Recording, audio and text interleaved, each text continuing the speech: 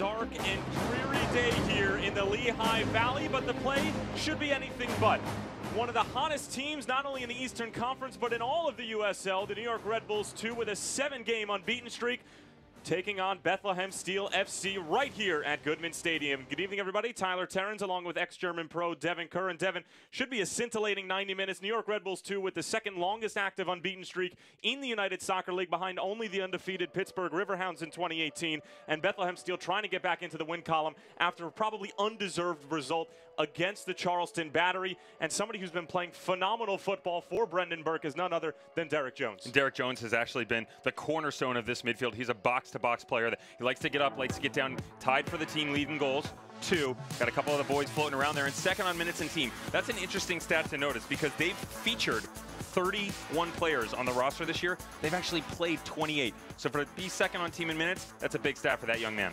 Well, the 21-year-old will be duking it out in the middle of the park against somebody who, believe it or not, 3 years younger than him. Number 17, Ben Mines, just turning 18 a couple weeks ago. A goal and an assist. The youngster really special. Got that first goal back for Charleston Battery back on March 31st in a 5-2 win, a drubbing, if you will. And Ben Mines is another special player coming up through the ranks of the Red Bull organization. Does a great job out on the right side of the pitch. He's going to push the pace a little bit longer, stretch the field, help the guys up top a little bit more than you would see out of Derek Jones. But Ben Mines, very special, very young, looking to gain that experience and jump up to the next level. Actually scored his first MLS goal in his MLS debut back on March 10th. New York Red Bulls 2 looking to make it 8 in a row unbeaten. Bethlehem Steel trying to right the ship after a tough result against the Charleston Battery. It's all coming your way next.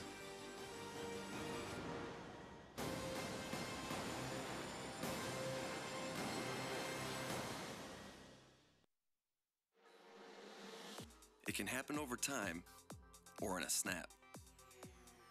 If joint or muscle pain has taken you out of the game, we can identify the root cause of your problem and develop a sport-specific treatment plan to get you moving again. Over 400 medical experts strong, the region's only nationally ranked program. That's Orthopedics in Action at Lehigh Valley Health Network. Upgrade to the ultimate entertainment experience. One box, one remote. One place for live TV, recordings, and your favorite streaming apps. Powerful features get you to what you want quickly and easily. And stream live and recorded shows on all your compatible devices or download to watch on the go. Upgrade to TV your way.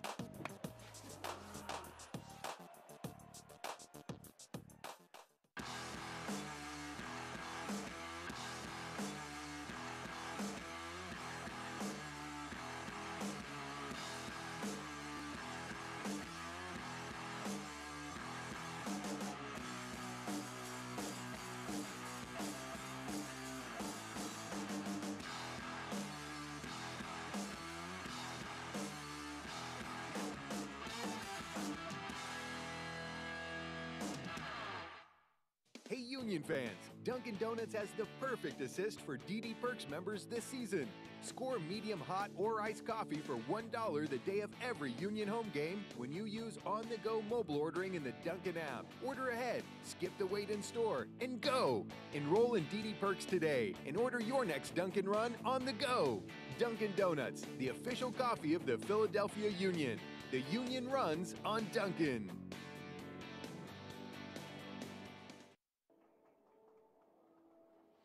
Almost set for kickoff here at Goodman Stadium as the Bethlehem Steel and New York Red Bulls 2 are set to do battle for a huge 3 points in the middle of this USL week. Tyler Terrens along with ex-German pro Devin Kerr. Devin, will take a look at the starting lineup for Brendan Burke and the Bethlehem Steel, and it's obviously a lineup that changes week in and week out, and it is brought to you by the Lehigh Valley Health Network. Excuse me, this is going to be the New York Red Bulls 2 lineup. And Devin, you know, it changes a lot, much similar to the Bethlehem Steel lineup, but they have so much talent, and this is a group that really loves to press and go forward. What are we looking at here? That's the biggest thing you're going to notice is they're going to play such a high line, and they're going to push a boatload of options up the field, even on the defensive side of the ball. A couple interesting pieces. Ethan Cutler moving out to the left-hand side. New York Red Bull player Connor Lade coming down, going to play the right back position. Aguinaga, he's been really interesting, just stepping into the field to play out on the right side of the pitch. Then a couple new guys, Bonomo coming back into play. He's been rotating up top as well. Kind of a rotation between the forwards, trying to get more goals into the back of the net. But again, we've talked about that streak. 7 in a row right now, looking for number 8.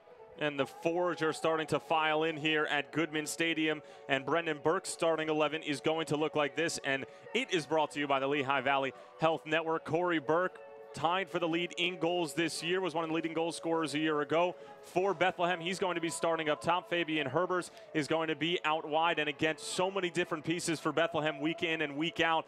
What can we decipher here? Normally we would expect to see 4 to 5 changes. Brendan's actually only made 3, but 2 from a personnel standpoint. Aiden Apodaca is going to step out.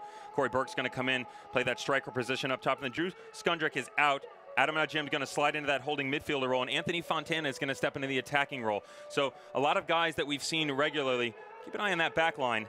Prosper Cholula, Brandon Aubrey, Matt Mahoney, and Olivier Bizo. Bizo, a recent acquisition, and those 4 guys have been pretty regular the past 3 games, so keeping the same back 4, but Brendan Burke shifting a couple pieces around, trying to become a little bit more prolific going forward. Burke, of course, in his 3rd season, and wasn't necessarily upset with the result against the Charleston Battery because they played so well, and anybody who watched the game probably knows that Bethlehem should have come away with at least a point, if not all 3. And then on the other side, New York Red Bulls 2, managed by John Walenek, and this is just New York Red Bulls 2 4th season of existence, but they've gotten to at least the conference semifinals in every year that they've played so far, including a USL championship in 2016. As you see there, they got to the Eastern Conference Finals, which nobody expected in 2017, and a conference semifinal in 2015. The biggest thing that they struggled with last year was goals against. They put up a load of goals in the back of the net, but unfortunately their goals against average was -3. That's an insane number. I mean, an absolutely insane number. So if you looked at what else was going around the league, they were lucky to slide in, but they did a good job, made the most of their opportunity.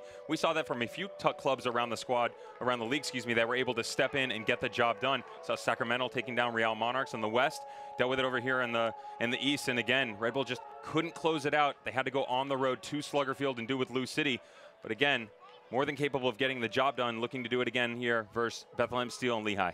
Bethlehem are going to be in their navy blue kits. Red Bulls in their white, red, and white kits. Jaroslaw Werrell in charge of tonight's matches. New York Red Bulls 2 and Bethlehem Steel are ready for kickoff here at Goodman Stadium. And so is Jaroslaw Werrell. Tyler Terrence along with ex-German pro Devin Kerr. So glad to have you with us as we are officially underway from the Lehigh Valley. And of course, Devin, New York Red Bulls 2 team, it's just been so impressive. 7 unbeaten, 2nd longest streak in the USL right now. But, not a ton of wins coming, but they've been able to get results, and it's really impressive considering that 11 players on the 23-man roster coming into this match, Devin, are in their 1st season as a professional. It's crazy, but along with that streak, they've only been able to get 11 points, and they're sitting in 6th. So you would expect getting a result on that stage in a regular basis, they'd be able to move up a little bit higher. But unfortunately, again, going into a lot of draws within that 7-game unbeaten streak. Effort takes a deflection, might slide through. Corey Burke, and it's off the crossbar and eventually cleared away. Bizarre sequence inside of the 1st minute. Corey Burke strikes the woodwork.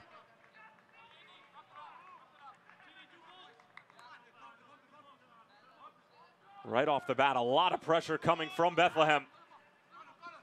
First corner of the night, trying to slide it through. And it's going to come out the other way. On that short corner was Michi Galina. Devin, let's take a look at this. Just confusion by Red Bull 2 back line. Ball just kind of slots through. Michi coming on the left and gets through to Corey Burke. Burke with a nice little touch. 3 appearances so far for the Bethlehem Steel. He's got 2 goals to go along with it. And he's another one you're going to have to keep a keen eye if you're a defender for Red Bull 2. Jordan Scarlett, Son and Dom, they're going to have their hands full. Outside backs get a little bit busy moving forward, but they're going to have to be careful that he doesn't shift down into those channels. Allow the likes of Anthony Fontana to step in behind him and make some other combination runs.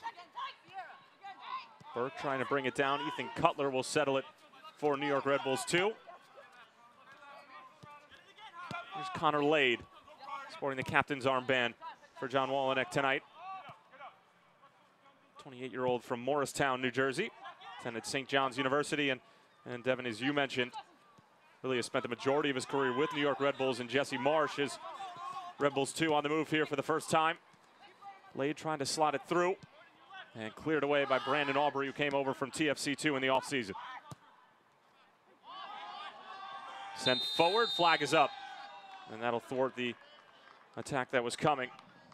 Talking about Connor Lade, Tyler, much like the Bethlehem Steel and the relationship with the Philadelphia Union, Red Bull and Red Bull 2 have the opportunity to bring players in and kind of shift guys around. And Connor Lade coming in, that shows you the testament to this organization and the devotion that they have to the process. Lade stepping in wearing the captain's armband, so not having a lot of experience with the guys on the pitch, but a veteran nonetheless and trying to show these guys the ropes.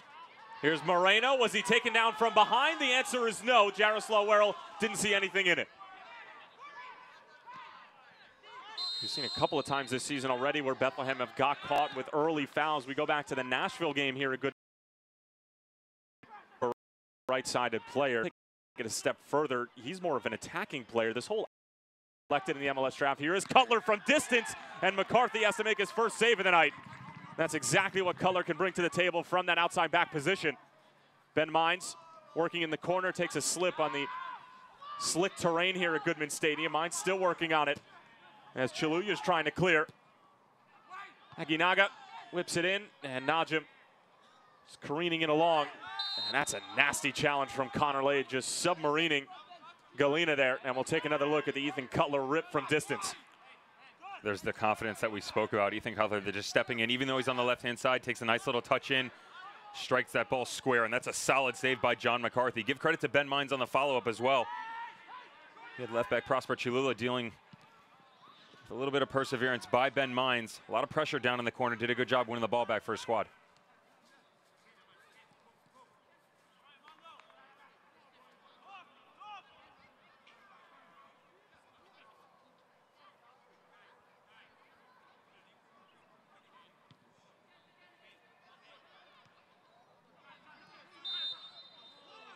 And the foul will go against New York Red Bulls 2 as Corey Burke was able to draw it over on the far side of Goodman Stadium, right in front of John Wallenick.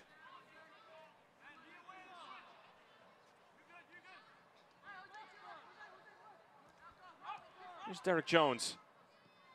Najim, oh, that's really clever to find Fabian Herbers. Herbers along for Burke, numbers in the box for Bethlehem, but it takes a deflection off of New York Red Bulls 2 and another corner coming for the home side.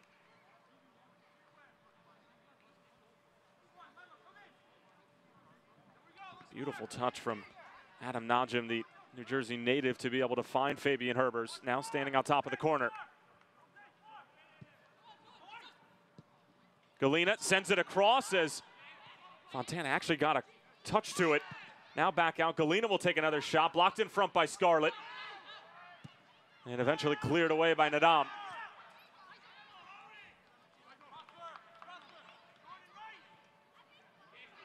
Fontana. Good work here from Bethlehem. Cut out by Scarlett. Pinballs around. Ethan Cutler has some work to do. And Cutler taken down by Herbers, and a free kick for New York Red Bulls 2 so they can catch a breath.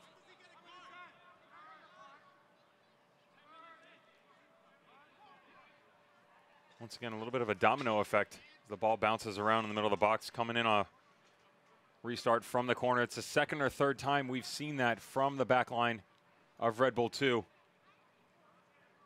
Tend to be a little bit more organized than what we've seen at the start of this match. Something to keep an eye on, but for Brendan Burke and his boys, they got to step up and recognize that situation, that they're a little bit discombobulated back there, and try and pounce on early. Bonomo bothered by Fontana, and you know, Devin, as Moreno, good chance for delivery out wide. Bonomo, and Fontana quickly closes it down right in front of the Forge, as Bethlehem are trying to get back into the win column after their tough result against the Charleston Battery, a 2-1 loss.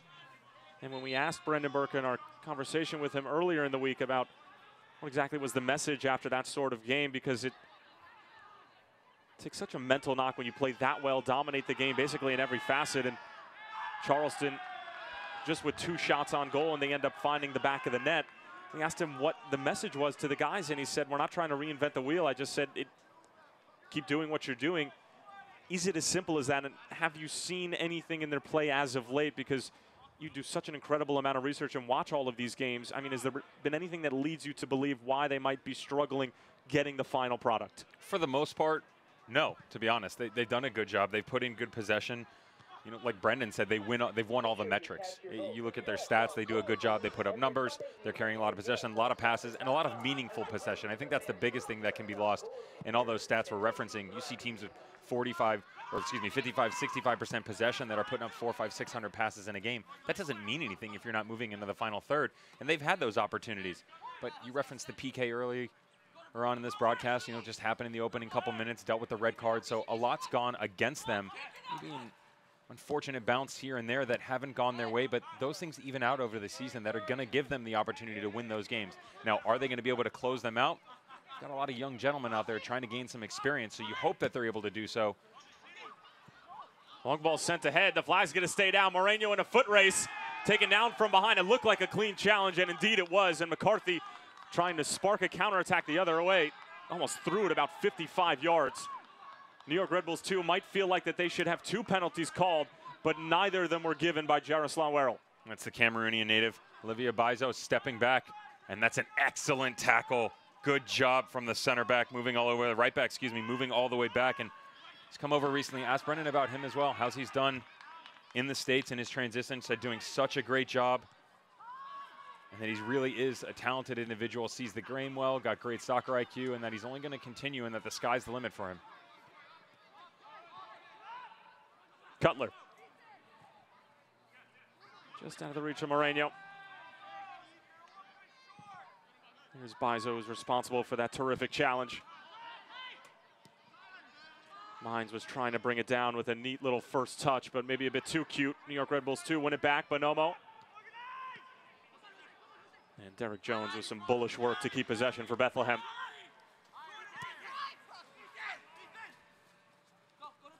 Galena. Chile overlapping. Najim.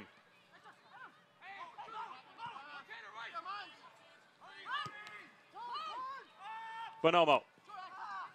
Puts on the brakes. Some nice footwork.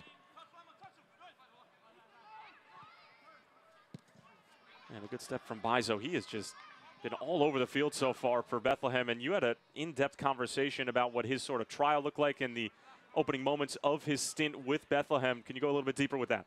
Of course, that's one of the biggest things that people don't really understand what goes into the discovery process of a player, if you will. Some organizations will come in and say, hey, you know, we'd love to give you a look. And that's all they're going to give you, a look. They'll let you come out for a training session, possibly, depending on the organization, the reserves, a 2-team. If you're a standalone, just get out on the practice field with some of the guys who haven't made it onto the first squad. And some of these guys are able to come in, get a week long, get a month long.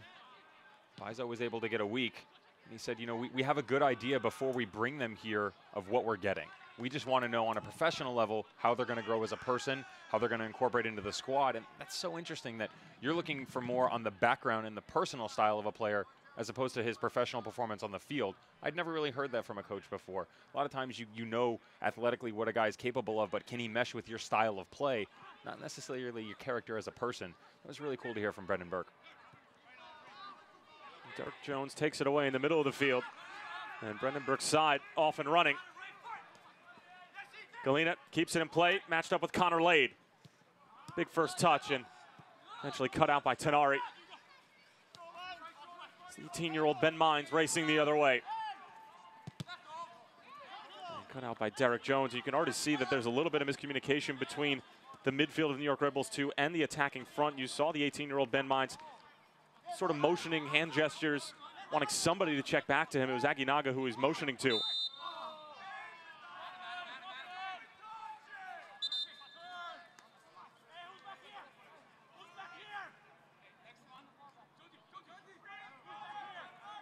Unfortunately for Ben Mines, he's going to have to deal with a little bit of double duty here tonight because Prosper Chulula and Michi Galena like to get up and down, and they use that speed to their advantage. Ben Mines has a lot of speed as well, but again, likes to push pretty high up on the pitch, and he's going to have to step back on the defensive side of the ball, make sure they can lock down the wing when it goes the other direction. Decent free kick opportunity here for the visitors. Tenari, it's a good whipped in ball. It's arrowed a little bit away from John McCarthy.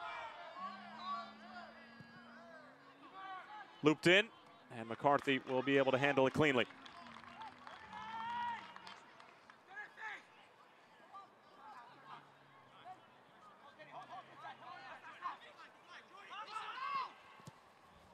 Aubrey. The foul's going to go against Hassan Nadam, the 19-year-old from Foumban, Cameroon, in his second season with New York Red Bulls 2, and who's touted as one of the best young talents in the United Soccer League in 2017 after 27 appearances and helping this side get to an Eastern Conference final in a season that a lot of people had written them off, just getting the 7th seed, upsetting Charleston Battery in the quarterfinals. Great ball ahead by Lade. Mines towards the byline, but disrupted by Prosper Cheluya. And a throw-in for New York Red Bulls 2 deep in Bethlehem territory. That's exactly where youth and experience are going to come into play down the line for Ben's Mines. It's a good ball by Lade down into the corner, but you can see Ben Mines looks over his shoulder. He's not going to win that foot race, at least not on a regular basis. He didn't have a big enough step on the left back of Prosper Cheluya. So as the ball comes across his body, he needs to pull it back with his left and look for a little bit of supporting cast, bring it back into the middle field, go the other direction. Instead, he's isolated, and Bethlehem still wins that battle. Akinaga, decent ball through, but our two star players to watch, Derek Jones and Ben Mines, going after it. And having some words after the play as Jaroslaw Werrell awards a free kick in favor of Bethlehem.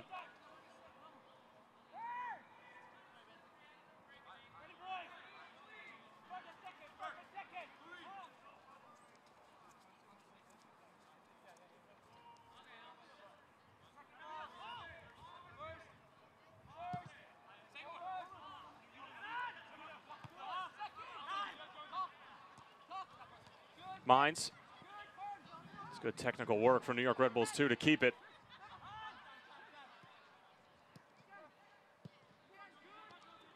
This little pattern trying to be played out by New York Red Bulls 2, but they end up winning a foul in the end as Bethlehem thought that they had been able to go the other way. And it's all love at the end of the day. Solid sportsmanship by Derek Jones, teaching him his favorite handshake. That was nice of him. When are we coming up with our own handshake? Never. Really? Never. Just hugs.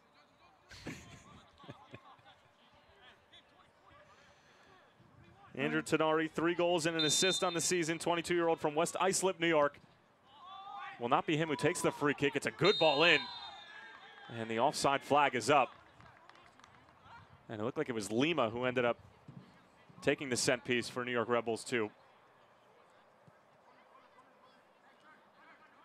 The service that we've seen off the dead ball situations for Red Bull 2 has been absolutely impeccable. Great ball swung in. Unfortunately, no one in the end of it, but something that tends to be a little bit more inconsistent from team to team in the USL. Don't have a lot of guys that are kind of set piece experts or dead ball specialists. Just off the top of your head, if you had to name one in the USL, not just in the Eastern Conference, who would you want on a set piece? I know who you want me to say, and I'm not saying it. Mines with a good move. Clips it. And there's nobody there for New York. Thought for a moment he was going to have a shot with his left foot. Certainly some daylight. That's exactly why I'm shaking my head in disbelief. You do all that work and you cut inside. You've got a wide open look at net. And I get it, it's not on your dominant foot, but you elect to go to the back post where everybody's marked up and there's no real space. And that's a nasty foul from Brandon Aubrey, leading with the elbow. Ben Mines is down, and it is most certainly going to be mustard for Brandon Aubrey here in the 21st minute. So first booking of the match, and Ben Mines had more than a step on Aubrey. He had to foul him. And another set-piece opportunity coming up for the visitors. You're going to get another look. This is the center back, Brandon Aubrey. You know what, Tyler? You said that he had to foul him, but to be honest, the touch was so out in front of him because of the angle. Aubrey had the opportunity to steer his run a little bit, almost seeking out Ben Mines in that situation.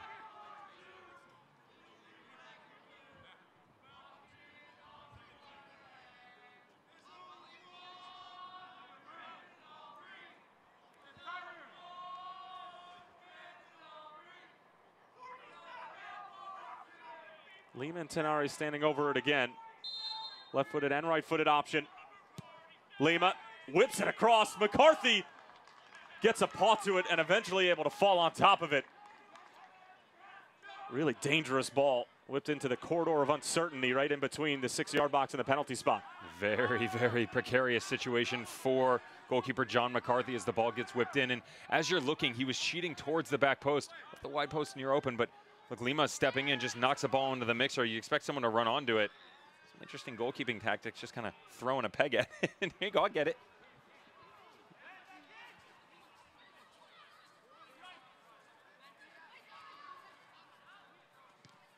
Burke trying to get there. Good battle between him and Jordan Scarlett.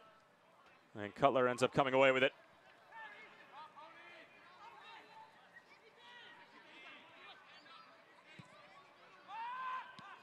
Brought down by Bonomo. That was a great idea from Mines. And a really well-timed challenge by Mahoney. Just him and Santimo are the only two players for Bethlehem to appear in every game so far. Chaluya, Galena to his left. Maybe takes one too many touches. Gets bulldozed over by Nadam.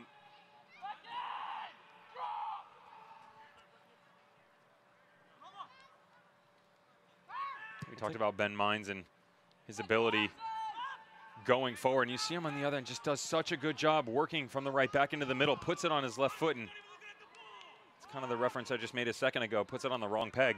Has nothing whatsoever left in the tank, decides to pick out the back post, and that's just youth creeping into it.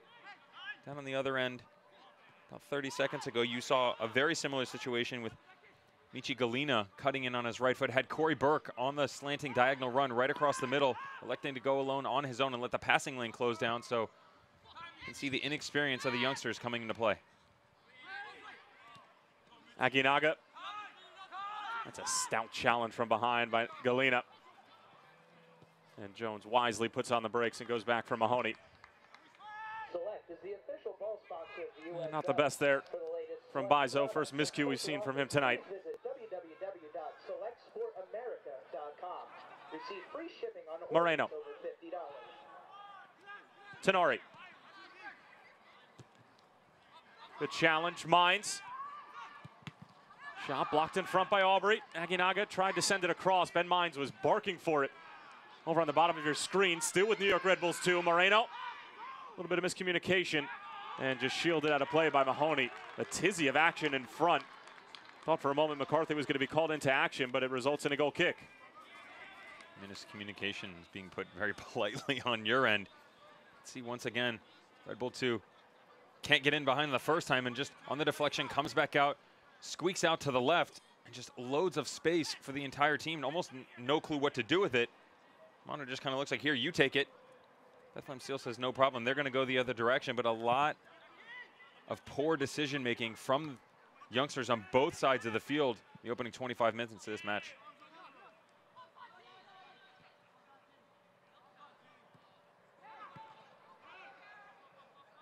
Cutler put Moreno in a tough spot there. Red Bulls 2 able to win it back. But Bethlehem Steel regaining possession through a good challenge from Fabian Herbers. Long ball sent ahead. Corey Burke can get there, but just couldn't angle the flick header. I mean, that's a tough ball to take. And ends up falling nicely for Ryan Mara.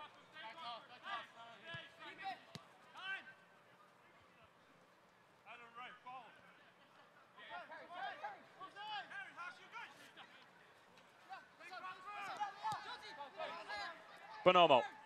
Nice little dummy.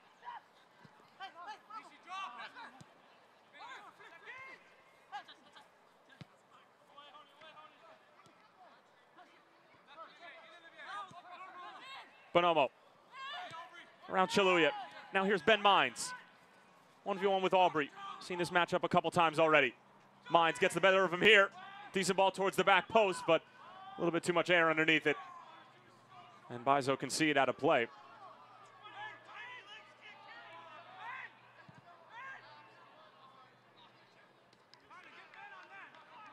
0-0 between Bethlehem Steel FC and New York Red Bulls 2.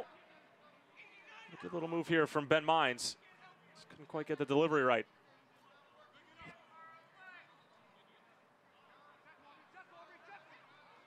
Fan Select is the official soccer ball of the USL. For the latest Select products and special offers, please visit selectsportamerica.com. Receive free shipping on orders over $50. Corey Burke in a foot race with Nadam. A slip frees up Herbers. Can't seem to find the ball. And a result to nothing Although Red Bulls 2 give it away in a very precarious area. Corey Burke, good work, able to find a cross that's denied by Nadam. Last touch is off of Hassan, and a corner kick coming up for Bethlehem. Fabian Herber's kind of left out in la-la land. Couldn't believe the ball dropped at his feet. Had no clue what to do with it. You can see the frustration at the top of the box as he talks himself out of exactly what just went on. Red Bull 2 are a little bit unfortunate not to come out with a goal kick, as that ball definitely came off of Corey Burke's arm. Najim Jones gets a head to it. Offsides.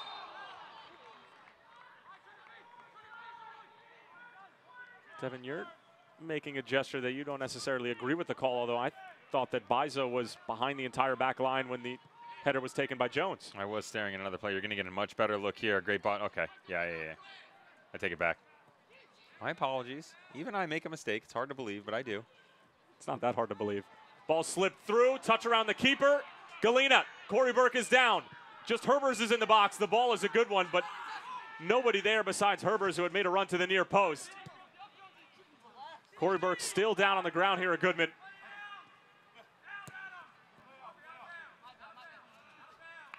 And Brandon Aubrey being told to play the ball out of bounds as Corey Burke is in some pain.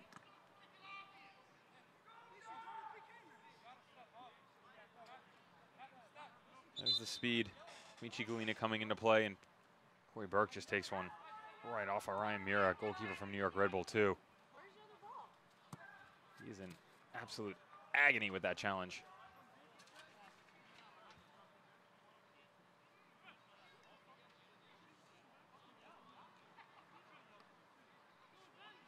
Get another look, and you know that challenge was intended for Galena, and I don't really think Corey Burke was expecting the slide tackle from Mera to come out that far, and now being worked on by the athletic trainer from Bethlehem Steel. It's difficult in those situations. You mentioned Ryan Mera just stepping up and throwing his body around, trying to break up the play as Galena came across the top of the box. Fortunately, Burke on the receiving end of that.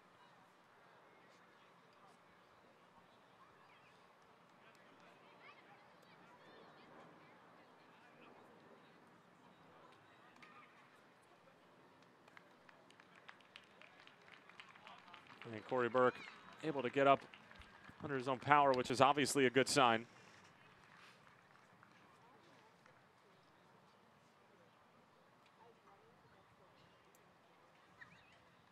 Kiru Meki getting his first appearance of the night, the athletic trainer for the Bethlehem Steel in his second season. And it appears that Corey Burke will be able to continue. As we're just about to reach the half-hour mark here at Goodman. Tyler Terrens along with ex-German pro Devin Kerr, 0-0 between the Bethlehem Steel and New York Red Bulls 2 in some midweek action in the United Soccer League. Just one other game in the USL going on tonight, and that is Atlanta United 2 and Toronto FC 2. Canadian side still looking for their first 3 points of the 2018 season. Just them and Tulsa have not won a game yet. And the rest of the USL enjoying the second round of the US Open Cup, the 105th edition. All teams in search of the elusive Lamar Hunt Trophy as this shot taken and easily handled by McCarthy. And a good effort by Lima, 21-year-old from Ridgefield, New Jersey. I'd love to be in the head of Ben Mines right now as to whether or not that ball was actually meant to be switched 40 yards across the middle of the box to a trailing holding midfielder. Your first guess? Definitely not. You're always one to give the benefit of the doubt. Connor Lade being nipped at from behind and eventually truck sticked over by Galena. Connor Lade taking in another shot on this right-hand side. Nothing that he's not used to. And good work from Corey Burke, who's back out onto the field. Coming off the restart, I like the conversation I'm hearing from the back line of Beth Steel, though. You hear Brandon Albert saying, organize now, organize now. They've done a good job in transition, tracking back and just kind of rallying the troops a little bit. Can't say the same for Red Bull 2 going the other direction, so smart of the center back to step in there. Well, restarts are usually such a deceiving moment in a soccer game because you might see it as a break, but it's also a really good opportunity to lock onto a man, try to pin a team back in their own defensive third. And Brandon Aubrey obviously recognizing the opportunity, the 23-year-old from St. Louis and Notre Dame product. Selected 21st overall in the MLS Super Draft by Toronto. 21 appearances for TFC2 last year. Lima, another good ball in. Chiluya able to get there.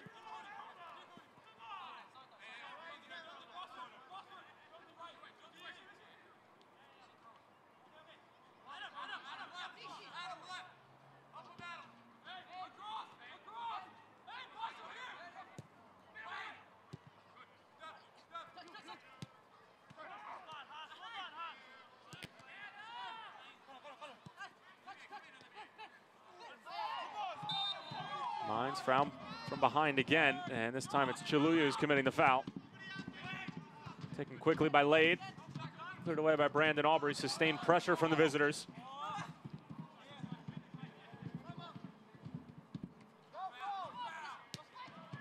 Mines, good ball back in. Akinaga can't hang on to it.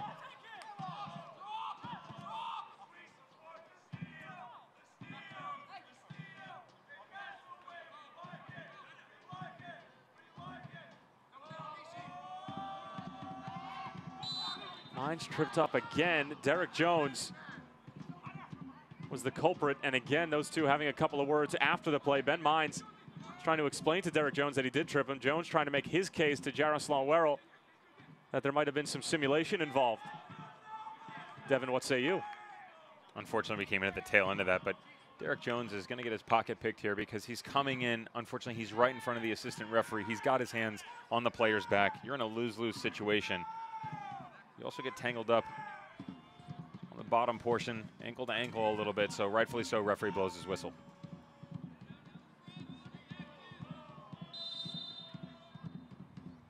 This time it's Tenari.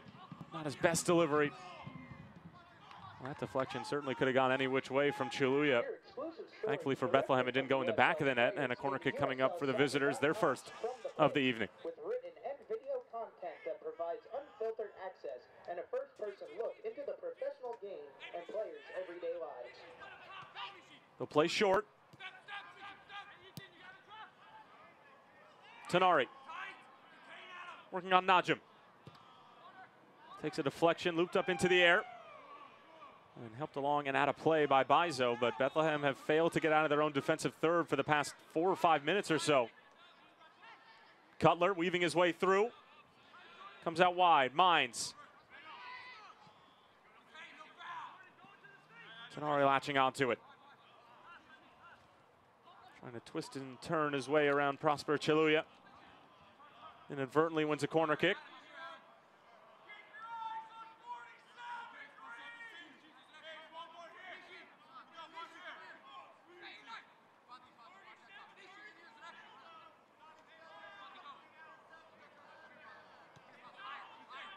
Connor Lade.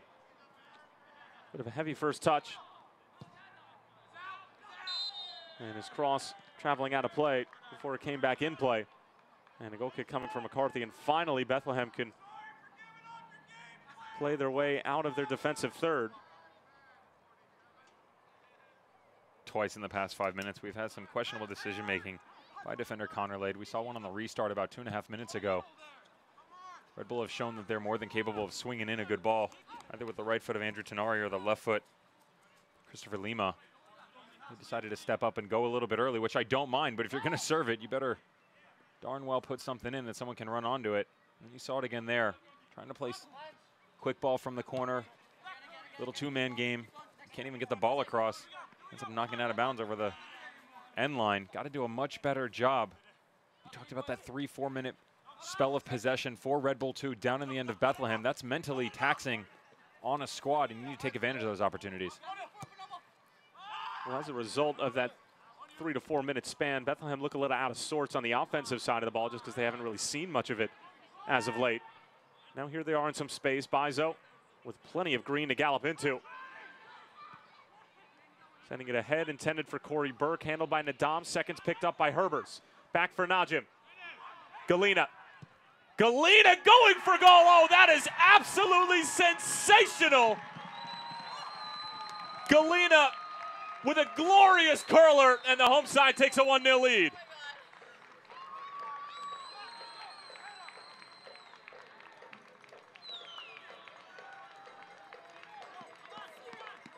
This is the trialist we spoke about at the top of the broadcast. Brandenburg telling us that he came in for about a week. He impressed. So excited to be a part of the organization, and each week he's getting more and more exposure. Talk about exposure. Ryan Mara exposed in that situation that he likes to get forward, and most importantly, he's extremely coachable, and you saw it right there. It's the outside midfielder doing a good job holding his possession, holding space right at the top of the box, waiting for the play to come to him, takes one tiny little touch and picks out the far post. It's an excellent finish. What a strike from Galena. Credit to Adam Najim, who had the presence of mind to be able to find Galena and all the mayhem at the top of the box, where we see so many players at any different level let the moment get the better of them. Adam Najim not falling into that category, and Galena just able to stroke it home. Nothing Mara could do about it. And a 1-0 lead for Bethlehem. It's Najim's second assist of the season. Now he's tied for the team lead with Mike Catalano.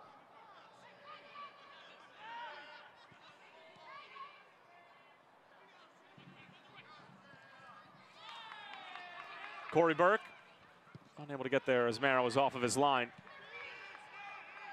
And Galena, the 18-year-old, with his first goal for the Bethlehem Steel. Played for the Montverde Academy in Florida. Made an appearance for the U17 Democratic Republic of Congo side. Had an opportunity to train with the senior team, but never made an appearance.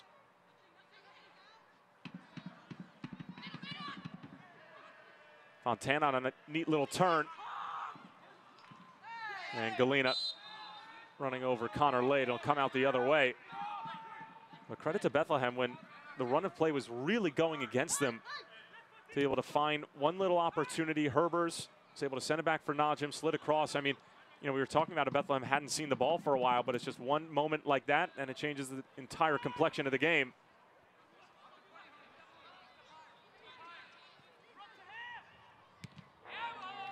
A lot of times in those situations, Tyler, you mentioned it, a team comes out and they look discombobulated, out of sorts is the wording that you used, and you got it for about 30 seconds. Bethlehem still trying to find their bearings, but did a good job moving the ball up and pushing the pace in the other direction, making Red Bull 2 work for it. No rust whatsoever, mentally or physically, and the only criticism that I would have in that situation from Galena is we talk about the experience and the ability to continue their career and move on, whether it be someone from Bethlehem Steel going to Philadelphia Union or moving to another team, another league. But in that situation, too many touches. Ball squeaks out, should hit it first time. He should be in a positional situation, which he was, where as the ball squeaks across, his hips are already open. He can hit it with his right foot first time and pick out that far post instead of having to take 1, 2, maybe even 3 touches, which he ended up doing. Great that it found the back of the net, but that space at the next level is not going to be available for him to have that opportunity. Corey Burke not happy with the call. Ethan Cutler wanted the ball back quickly.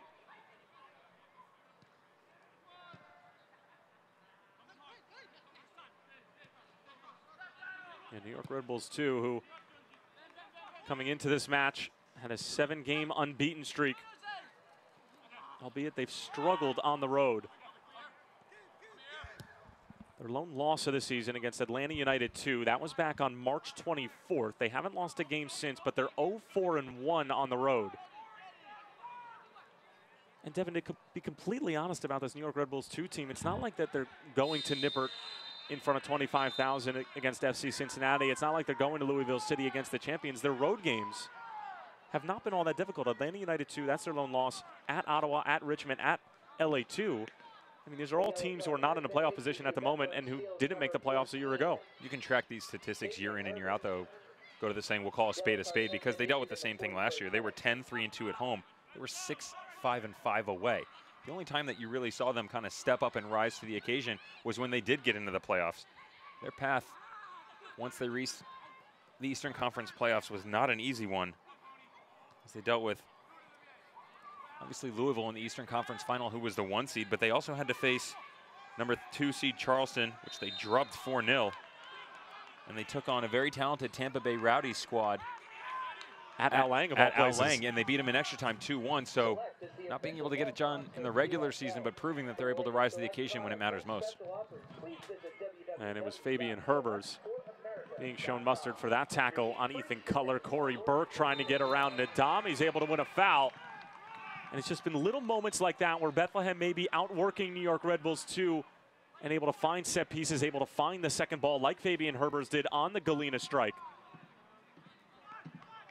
You've also got the capability of a very talented Corey Burke to be able to stretch and get up there and win second and third balls like that. Obviously, Aiden Apodaca is talented in his own right, but just a different look and a different option than Corey Burke. Well, Apodaca got the start against the Charleston Battery over the weekend. Got a 2-1 loss. Derek Jones with the goal for Bethlehem coming off a penalty kick, but only able to cut the deficit in half as Bethlehem were unable to find the equalizer. Here's Najim on the set piece, just driven across. Really tough ball for Galena to handle. Impressed that he even got something relatively close to on frame.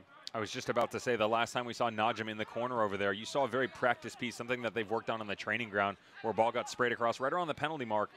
Of course, that was coming off of a corner kick, but Najim following a similar path. Almost a design ball to be knocked across a dummy, if you will, to try and find its way to the back post. Here's Mines, 1v1 with Aubrey. Bonomo wanted it. Again, a little bit of miscommunication in the attacking third. Mines towards the byline, but the delivery, again, just not his best. We've seen so much better from the youngster who just turned 18 and now can officially see some rated R movies legally, but just has not been his night so far. I love where you went with that. Not stay out late. Not. You could stay out late as a 17-year-old. Well, you have curfew. Legally. In New Jersey.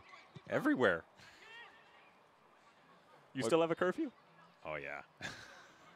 You know that. I know more than most.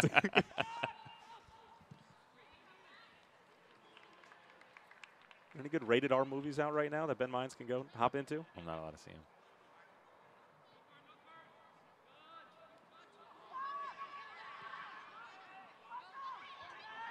Moreno, New York Red Bulls 2, looking to find that equalizer before halftime.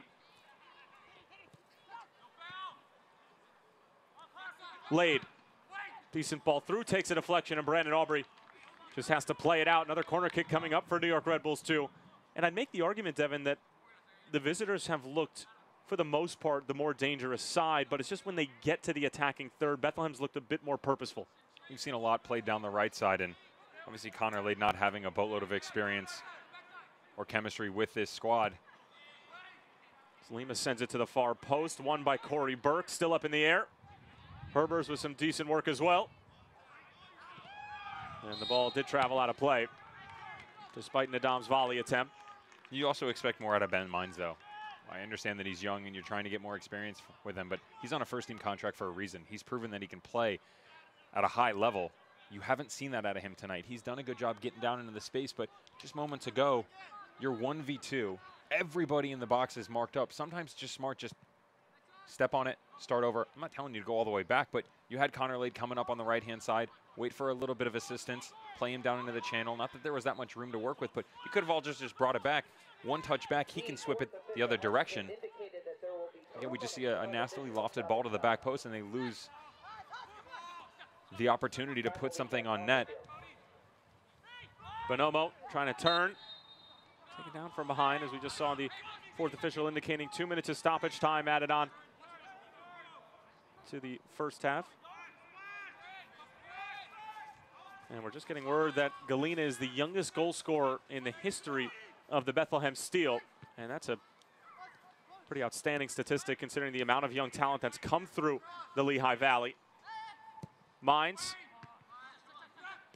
Lima. Space to run on the other end for the home side. Galena on the move once again, already with a goal to his name. Galena sends it across for Corey Burke. Very important touch.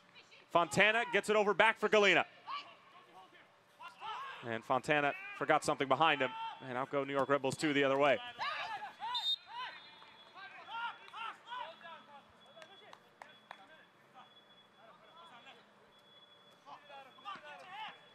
Last touch came off of Red Bulls 2.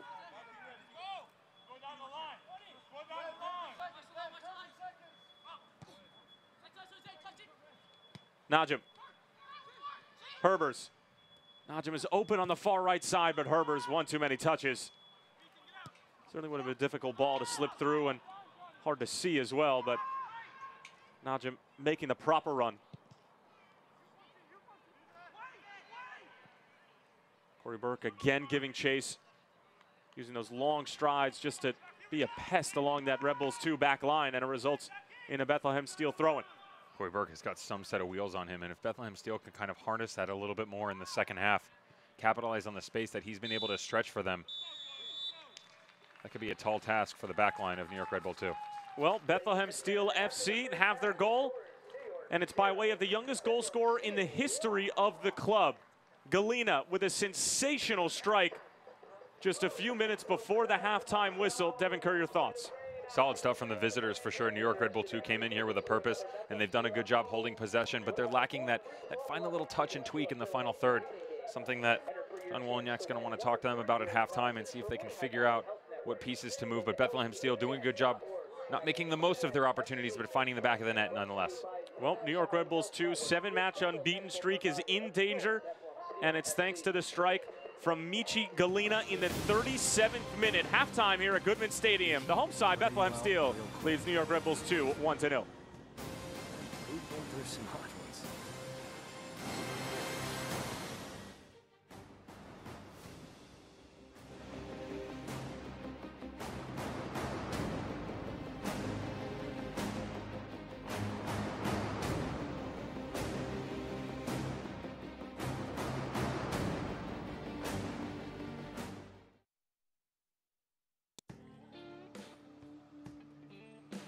The heat will wear you out real quick. And we've been through some hot ones. It's very physical. You gotta take care of your body and stay hydrated because every moment matters. That's why I drink Advocare Hydrate. I've got a job to do.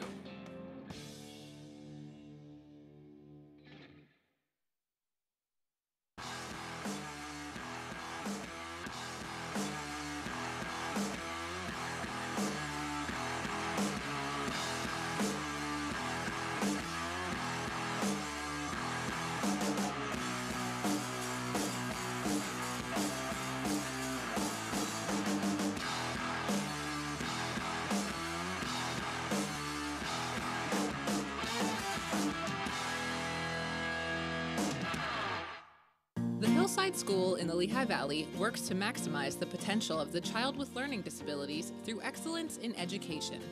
Join us in supporting our very own Sean Redmond, Hillside's art teacher, as he prepares to hike for Hillside by completing the Appalachian Trail hike. Our goal is to raise $100,000 in support of student scholarships at the Hillside School. To donate to the Student Scholarship Fund and support Sean's journey, visit hillsideschool.org or follow us on social media. It can happen over time or in a snap. If joint or muscle pain has taken you out of the game, we can identify the root cause of your problem and develop a sport-specific treatment plan to get you moving again. Over 400 medical experts strong, the region's only nationally ranked program. That's Orthopedics in Action at Lehigh Valley Health Network. Halftime here at Goodman Stadium. Bethlehem with a 1-0 lead thanks to Michi Galina's first ever goal in a Bethlehem Steel uniform and the youngest player ever to find the back of the net in the history of the franchise. And speaking of goals, we'll take a look at some of the best goals and saves from the past week in the United Soccer League. Let's take a look.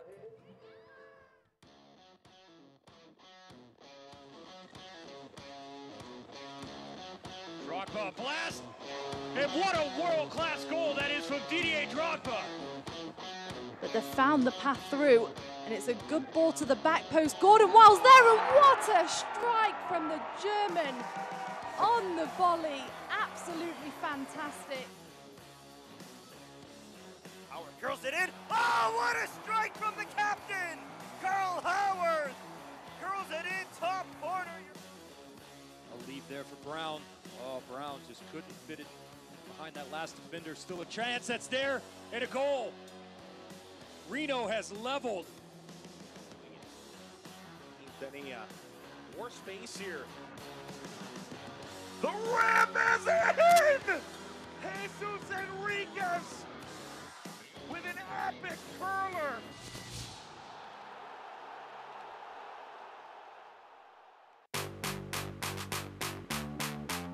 Lead. Saved by Mizell and cleared. Rush, stutter step, Cavalluzzo! Edge with a massive stop. It's absolutely ideal. And to the opposite end, Reno now with an opportunity. Save from Serta. The chase, just about getting there. It's Frater. He'll have an opportunity into the penalty area for three. Frater! And a fantastic save produced by Matt Van Oekel. Cabeno Uso into the game, breaking away, takes a shot, and Ferrigno pushes it just wide.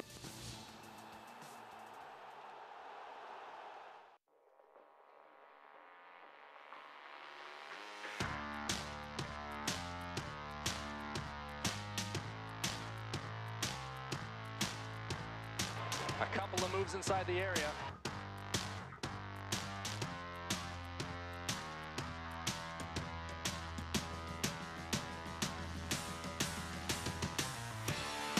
Curls it in. Oh, what a strike from the captain! The rim is in! Jesus Enriquez! Drogba blast. And what a world-class goal that is from Didier Drogba.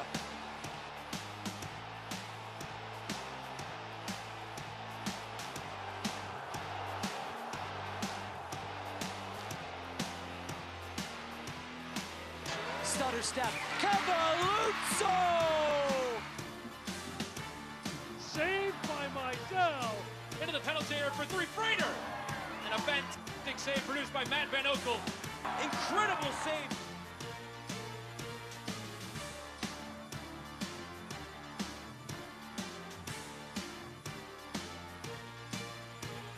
Kelly from distance. And Mizell, excellent work.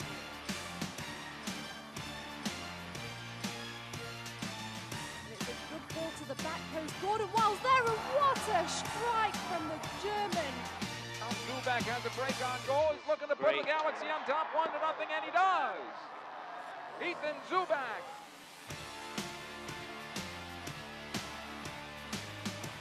Go looking to cross, does, low cross, punched away. Takes a shot, now battle of the box, shot it in!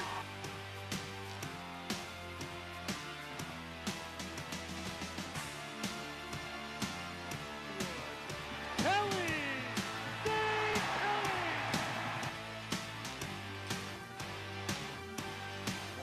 Side last on the good knock it back to the header. Score!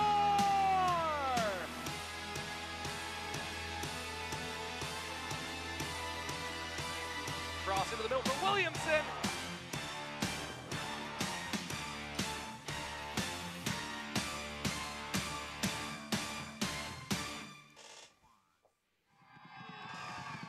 Hard to believe that all of that action, all those goals, all those saves just from 1 week in the USL.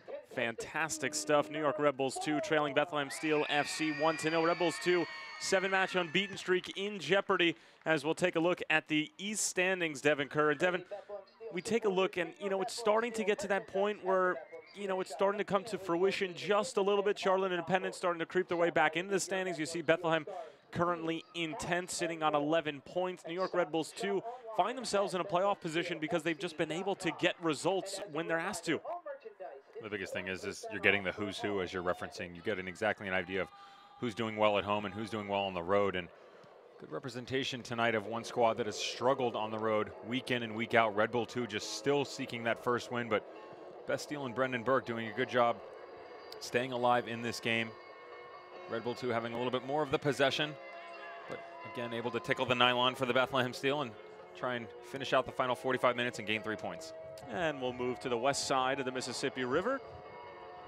And this is what the standings look like out in the wild, wild west. Real Monarchs with a 1-point lead over the Phoenix Rising Football Club, who have just been so much fun to watch, Devin. 5-1 win against Tulsa. Didier Drogba with yet another crowning moment from a different galaxy. Big matchup between Phoenix and Sacramento coming up this weekend. Swope Park currently at 6. They're starting to waver a little bit, and San Antonio FC, a side that was the number 2 seed in the playoffs a year ago, struggling as well. Keep an eye, Real Monarchs have a game in hand, so 22 points could easily jump up to 25 on the lower portion of the bracket, which we don't have an eye on there. Talk about the lights of Las Vegas sitting at 10 points, but 2 games in hand, so they could easily creep up into that number 6 role. You talked about Swope Park Rangers and Carlton Belmore and co. just kind of stepping off, losing pace a little bit. It's been difficult them keep up as of late. And how about T2? Who'd have thunk it? The darlings of the Western world, if you will. Got to give them credit. They've definitely turned around since last year, and those youngsters are really getting the job done. And we'll take a look at some of the big headlines from the United Soccer League in this past week and the week to come. Again, New York Rebels, too, as you mentioned, the streak is still alive, but the Bethlehem Steel trying to spoil the party. And how about LA Galaxy, too? Pair of hat tricks from Zubac and just a casual hat trick from a 15-year-old Efrain Alvarez. He is something special. I mean, the one goal where he splits those 2 defenders with that quick touch and then curls it to the far post. I mean, it's incredible. Alvarez is actually the youngest player to get a hat trick in the USL. You mentioned just the age of 15 and that Pittsburgh streak. Be curious to see if they're going to be able to continue this weekend. They're going to have to travel to Al Lang and deal with the very talented Stuart Campbell squad and the Tampa Bay Rowdies.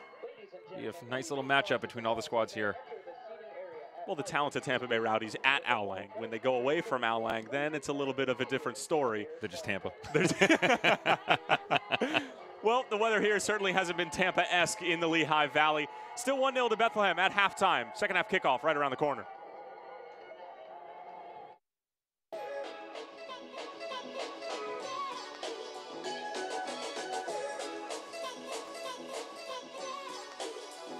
What is it? It's the vibe of life well lived, and it's happening right now in St. Pete Clearwater. 35 miles of white sand bliss and 1,000 ways to have your best day ever. Plan your getaway at visitstpeteclearwater.com. The Lehigh Valley's largest selection of new and pre-owned vehicles in one location is Rothrock. We have over 1,000 vehicles to choose from, an award-winning service team, ultra-modern facilities for comfort and convenience, and the best deals in the valley. During the Nissan Tech for All sales event, drive home a 2018 Sentra SV for only $124 a month. Or a 2018 Rogue S all-wheel drive, now only $159 a month. Only at Rothrock. Family-owned for over 57 years. Rothrock, where the cars are. It can happen over time or in a snap. If joint or muscle pain has taken you out of the game, we can identify the root cause of your problem and develop a sport-specific treatment plan to get you moving again. Over 400 medical experts strong, the region's only nationally ranked program. That's Orthopedics in Action at Lehigh Valley Health Network.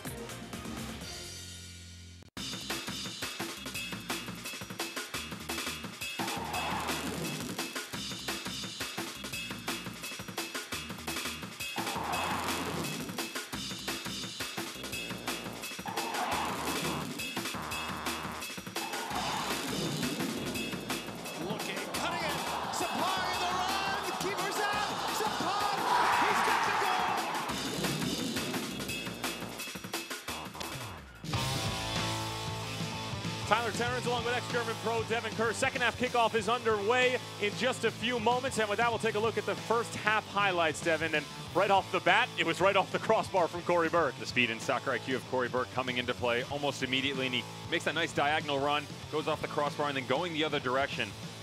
Kind of a wild card for me. Ethan Cutler, what was he going to do on the left side? He showed that he wanted to be involved in play going forward, much like he does when he plays outside on the right. Usually gets to play with this young fellow, Ben Mines. Ben Mines, though, once he got to the top key, if you will, just could not put together his decision-making process. Ball after ball being sprayed all over the pitch, just making none of it whatsoever. Corey Burke was unable to careen that header into the back of the net, but Bethlehem would certainly have their moment, and it would come right around the 37th minute. This play would be called offside. even though Mara was able to make the acrobatic tip over the bar. And then this was the moment, and a historic moment. Michi Galina, the youngest goal scorer in the history of Bethlehem Steel FC, and what a goal it was. You have to give credit to Galina because he's got the great composure, nice little touch out in front of him, sets himself up well. But again, remember, you see that was a good picture in the replay coming back across. You've got center back Hassan Ndam and Connor Lade both tracking over. Different squads would have closed that down much faster. So next time, maybe put himself in an opportunity. He had his hips closed, had to bring it back across with his left foot, hit it with your right foot first time. Still a great finish nonetheless, and they're out 1-0. And here's a look at the stats from the first 45 minutes. Devin, we talk so often about it sometimes how statistics can tell a story. Is there a story to be told here? None whatsoever. You're getting an accurate depiction of exactly what went on in the first half. Red Bull 2 coming out, maintaining most of the possession, albeit nothing really in the final third. You see 4 shots and 2 on target, but one of them was from Ethan Cutler having a crack from about 30 yards out, going in the opposite direction in transition. The other one was a little bit more close range. Beth Steel trying to push things with pace the other way as well, and that's how they were able to get their goal. But for the most part, nothing to write home about. Well, the shots started to even out a little bit towards the end of the first half, but like you mentioned, Devin, you know, relatively even possession was edged in favor of New York Red Bulls 2, who are still clinging on to that 7-match unbeaten streak as it stands. Bethlehem would snap it and get a huge 3 points. New York Red Bulls 2 struggles on the road continue. If you're John Wolyniec, what's the message to your extremely young squad who just continues to struggle when they're playing away from Red Bull Arena? Stay the course. Do what you do. That's the biggest thing. They've been successful for a reason. They haven't been able to get a victory, unfortunately, but they've been successful. They've gone on the road, and they've gotten ties out of it, just no W's. So just stay the course.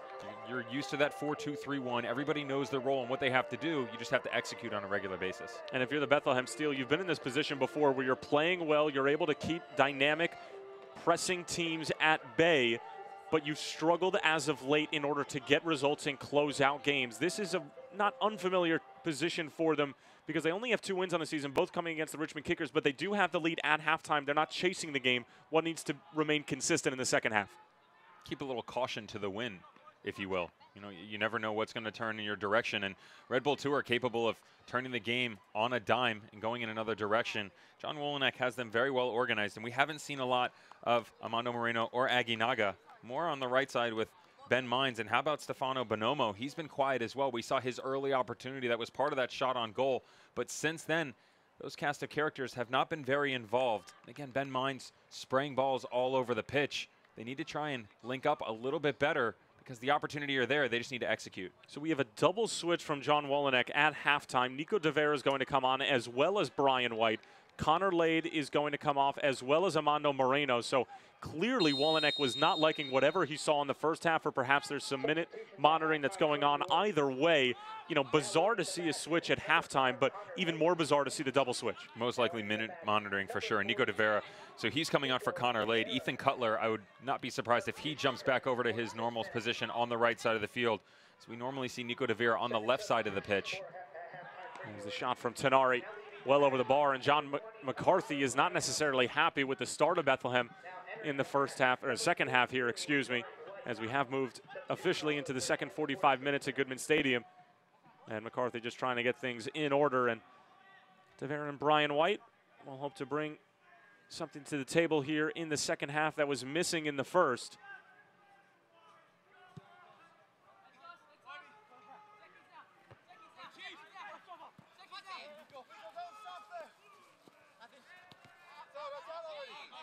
Good work from Fabian Herber, is able to knock it off the Red Bulls 2 player. Brian White, and win the throw-in for Bethlehem. Almost on cue, John Wolyniec taking my advice as he normally does, making the switch on the left-hand side of the pitch. At least that's what I'm going with. You can go with that. I'm not going to buy it. I had my cell phone out during break. We talked. I called him. He didn't answer. Send him a Snapchat. There you go. Which filter did you use? The don't hate me filter for bothering you in the middle of a game. So you went with the puppy ears. There you go. Chalua giving chase. Ben Mines in hot pursuit as well.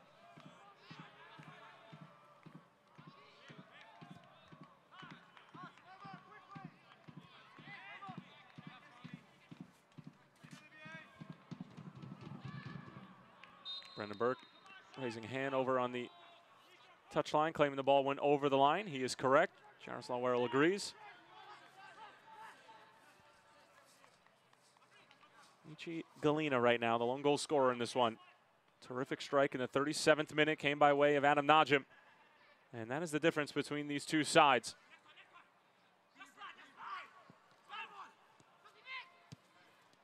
Herbers. Bizo with a little underlapping run. Decent cutback.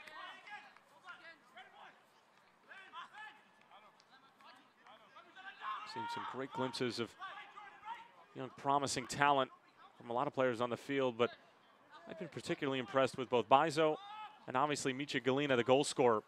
Anybody else who stood out to you? I think you're right on point. Also, the matchup that we're going to get is what's intriguing me now, with Brian White coming on, dealing with the speed of Olivier Bizo. And White's got some wheels as well. He's done a good job for Red Bull U23. He's actually won the Golden Boot in the PDL last year and did an amazing job in his stint at Duke, but not really sure he's got the fortitude to progress with Bizo up and down the flank all night long.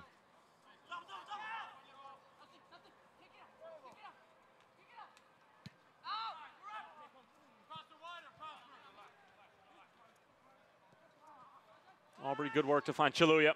New York Red Bulls really coming out with that high press here at the start of the second half. Didn't see too much of it in the first.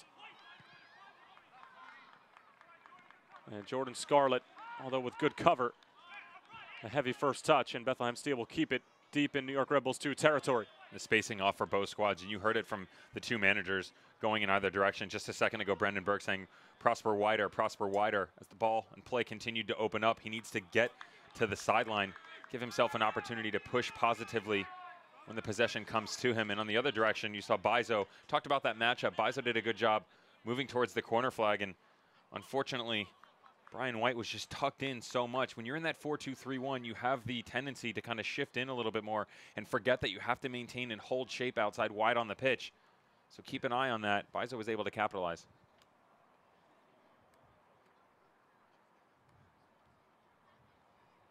Well, Bizo just 20 years old. Chiluya just 20 years old. Brandon Aubrey, the wily veteran at 23 at the back. And Matt Mahoney, a step behind him. Or excuse me, recently turned 23 on April 17th, so a little less than a month ago. Originally from Buffalo. And he actually came up for the New York Red Bulls Youth Academy, Matt Mahoney. Attended Temple University in Philly, 2013 to 2016.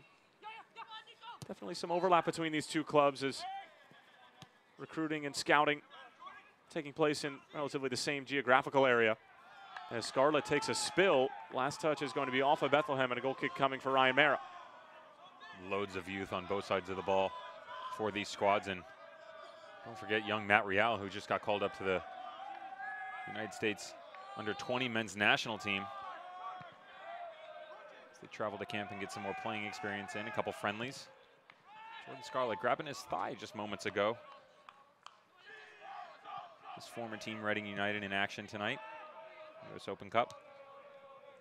Reading United taking on the Richmond Kickers. And actually Reading United, probably with the story of the first round of the US Open Cup, taking down the 2017 darlings, Christos FC, in the penalty kick shootout. Much to the pleasure of Brendan Burke, who used to coach Reading United. As Ben Mines able to draw the foul.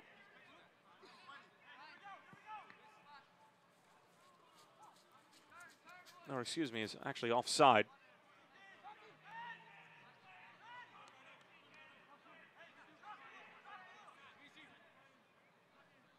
To be a fly on the wall in that dressing room at halftime. Love to know what John said to the young Ben Mines and his inability to pick out players on a more regular basis. Had the ball at his feet so much and just couldn't make anything of the opportunities that were presented to him. So much skill and so much speed, but just nothing to show for it. We mentioned his miraculous Major League Soccer debut, where he's able to score a goal in his MLS debut against the Portland Timbers back on March 10th. Getting some Deserved time with John Wallneck's side now, though, as Corey Burke turns, fires, and a big save from McCarthy. Say with a lot of power and pace. I have to imagine if it was about a half a foot either direction, would have been a much more difficult task for McCarthy. As we'll take another look. You have to give credit where it's due, and just class and composure by Corey Burke. Turns on a dime, and Ryan Mara just stepping up, making a great save. People don't understand and realize how difficult of a first touch that is. Ball sprayed across at a lot of pace. It's got a little bit of spin on it too, so have the fortitude and wherewithal to bring it down, turn on a dime, and have a strike on goal is extremely impressive. Najim sends it forward, and McCarthy, or excuse me, Mara having to come off of his line and clear it away.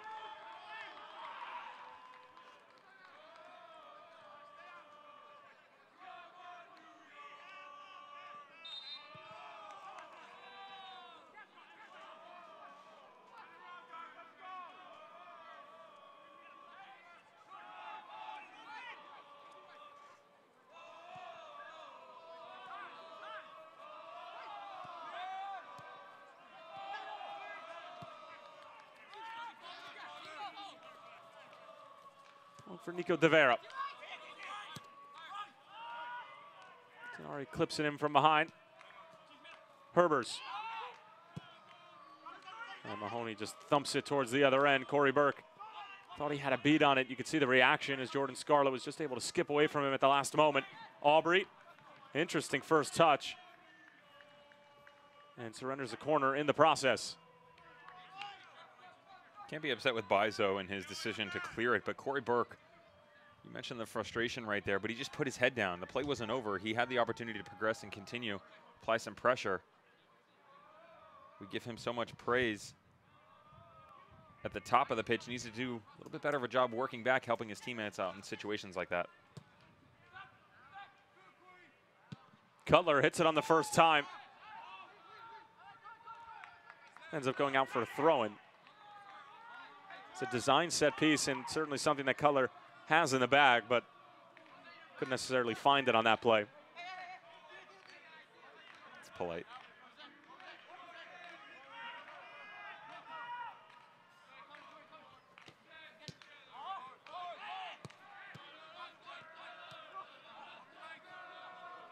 Derek Jones winning it back.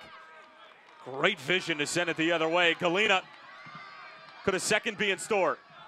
Michi Galena, great first fake. Trying to get it on his left foot and just muscled off the ball by Hassan Nadam. And Devin, you and I spoke with Brendan Burke about how just the physical limitations of so many young players, albeit New York Red Bulls too, more or less in the same boat.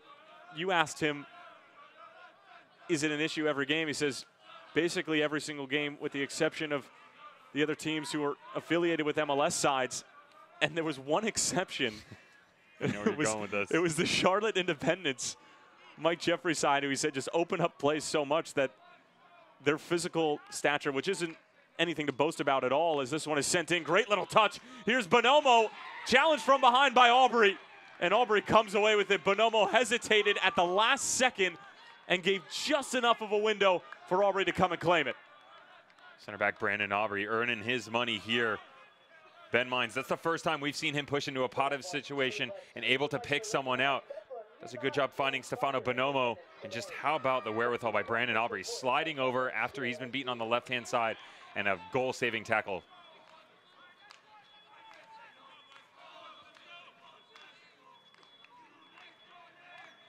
Here's the player to watch, 100%, Derek Jones. I mean, that is on a dime, phenomenal. And Galena is going to understand. I mean, he does a good job making the guys miss, but you're 5'11", going up a 6'4" center back, Hassan and Dom. Eventually, you're going to lose that battle. He's been sprinting for 30, 40 yards. That's a hard one, but how about the tackle by Derek Jones, an immediate distribution from the holding midfielder to push into the positive space up top. Great job. Well, the game is certainly starting to open up a bit here at Goodman Stadium. Michi Galena, the lone goal scorer. Tyler Terrence along with ex-German pro Devin Kerr. Goodman Stadium is the site of this midweek fixture in the United Soccer League. This and Atlanta United 2 against Toronto FC 2, the only games on this Wednesday as Derek Jones gets upended. And great work again from the captain. He just continues to impress. I mean, you mentioned how he's very much a two-way player, and we're seeing more than glimpses. We're seeing basically an entire bodies of work of both sides of that. A lot of times you're going to get guys that like to play that 10 role and push forward and be distributors of the ball, and then you get just pure straight holding midfielders. But Derek Jones, definitely a box-to-box player. That's literally what we're referencing. He goes from 118 to the other. Just a little bit of a squabble between teammates. It's Corey Burke and Brandon Aubrey, the two players who aren't necessarily agreeing with each other at the moment.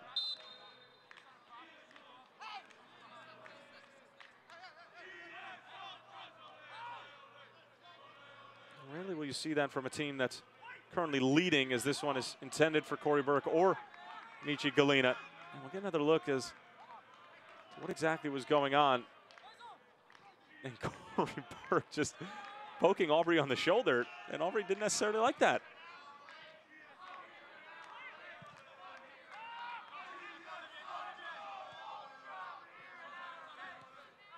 Maybe Brandon Aubrey got a little bit confused as to who was giving him that friendly little prod and poke.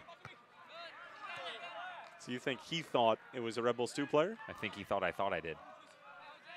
Well, that's just nonsense. He could have thought it was a Red Bull player. You never know, though. From that distance, I mean, what? Corey Burke stepping up, he's going to have a crack from 40 yards out. Who does he think he is? Didier Drogba?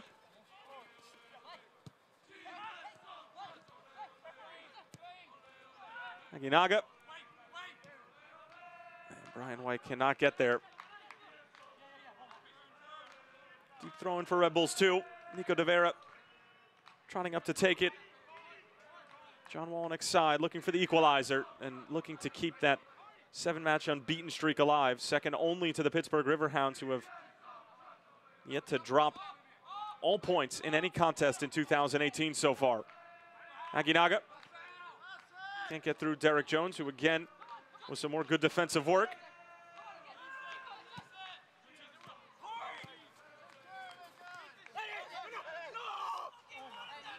We are having some technical difficulties with our score graphic. 1-0 in favor of the Bethlehem Steel. And we're in the 60th minute. Great ball sent ahead by Corey Burke. Just a little bit too much zip on it.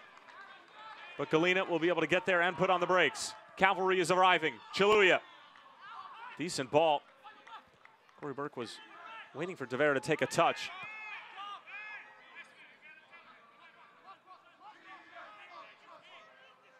And the substitute starting to become a bit more active for Brendan Burke on the Bethlehem bench. I have to imagine we'll see a substitute within the next 5 to 10 minutes from the third-year manager. Here's Nico De Vera.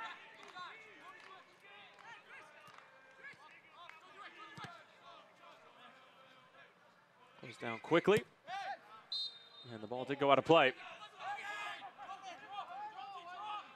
You would expect something from Brendan Burke and the Bethlehem Steel in the next 5 to 10 minutes. Figure the pace of play in general, yet alone in the second half, it's definitely opened up. You can see a lot more end-to-end stuff, counterattacking options. Guys are going to start to fall off. Don't forget, we're dealing with some inclement weather as well. Those tiny little bounces, because of the rain, start to wear on you over time.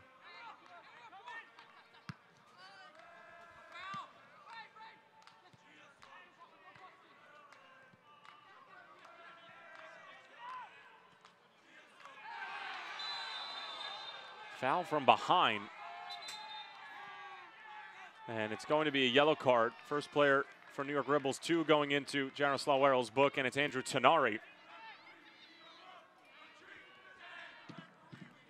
There's another look.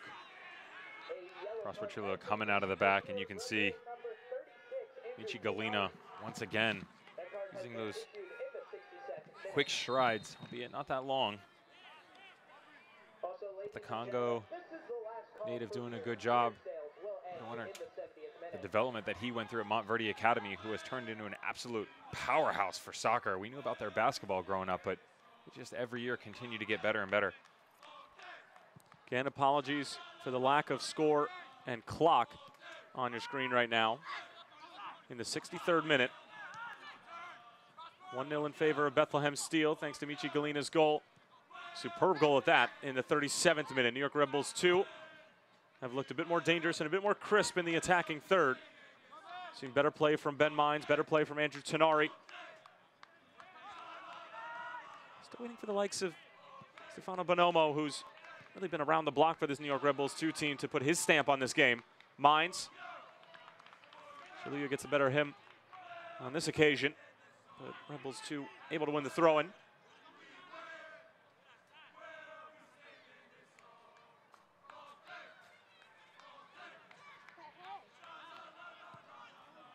You have to wonder exactly how long John Wolyniak is going to give Stefano Bonomo an opportunity to make an impact up top. Very quiet here this evening. He's got Tom Barlow on the bench. Herbers sent along by Corey Burke. Fabian Herbers off the post and in. It's a lightning strike from the Bethlehem Steel, created by Corey Burke, finished by Fabian Herbers. It's a 2-0 lead for Bethlehem in the 64th.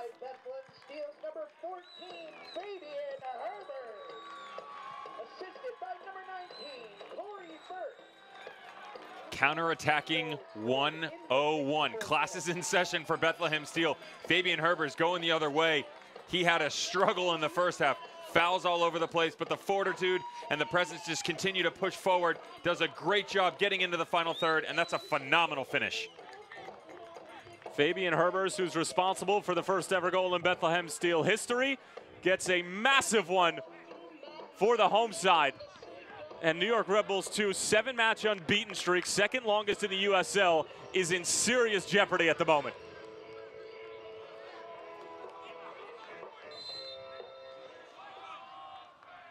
All started with the strength, perseverance, and skill of Corey Burke. Fabian Herbers did extremely well because De Vera was hot on his heels, and Herbers knew he had one more touch left in him, and he had to go for goal. And getting it just enough to the left of McCarthy, or excuse me, Mara. That's very difficult for Ryan Mara too, because he has to shift. The ball's spreading to his left. Fabian's right, and as the ball goes that way, you have to slide over as a goalkeeper. And then he just pulls the trigger from about 22 yards out. And again, we talked about the conditions. Make no mistake about it. That came into play as well. Ryan Mara doing a good job shifting to the back post, but just could not get enough on it. That ball continued to skip over and over on this grass, this wet grass.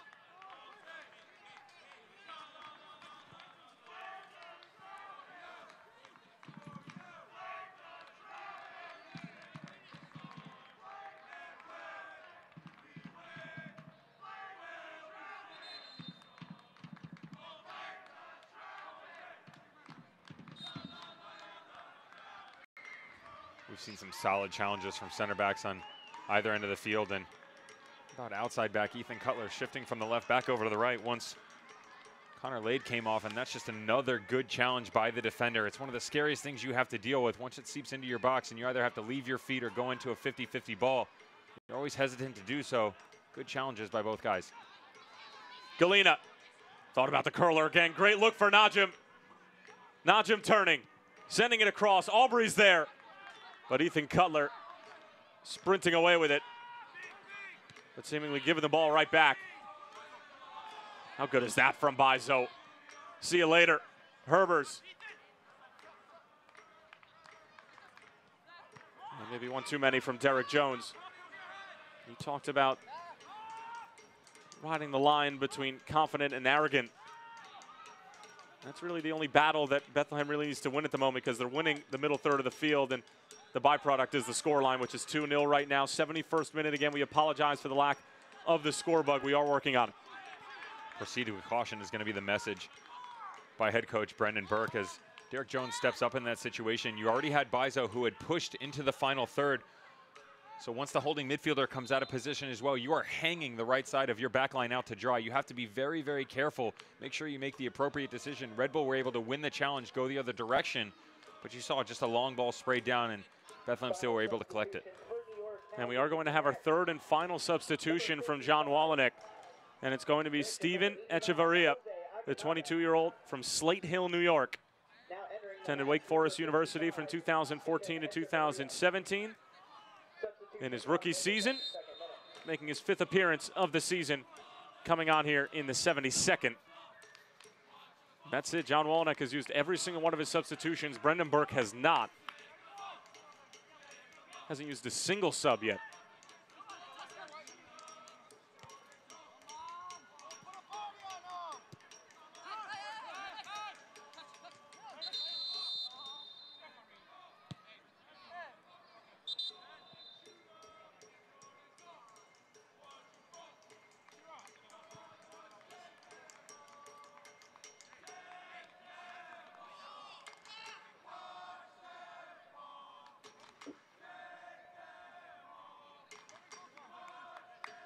Corey Burke, once again, doing a good job getting in there, and nice little flick on by your striker.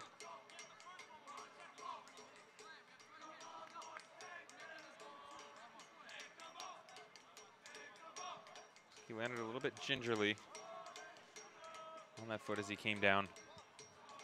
See John Wolyniec deciding to go with Steven Echeverria and bringing Aguinaga off. Aguinaga sitting in that attacking midfielder role, and Echeverria coming on. You would expect him to sit in the same exact spot. You've got Ben Mines on the right and Brian White on the left. And business as usual for Echeverria in the middle of the field. Again, looking for something a little bit more going forward. Saw him do a good job in the first half, couldn't find the back of the net, but Red Bulls 2 really struggling here in the second half. Bethlehem Steel has had their number. 74th minute, 2-0 lead for Bethlehem. Fabian Herbers and Galena, the goal scorers. Really fortunate to get away with that poor touch was Lima.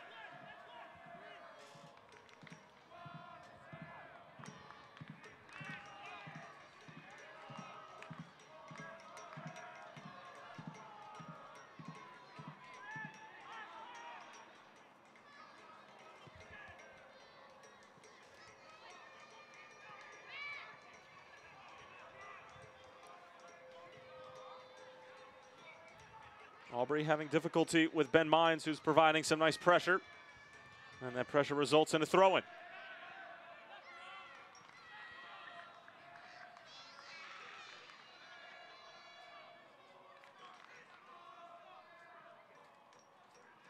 Tenari.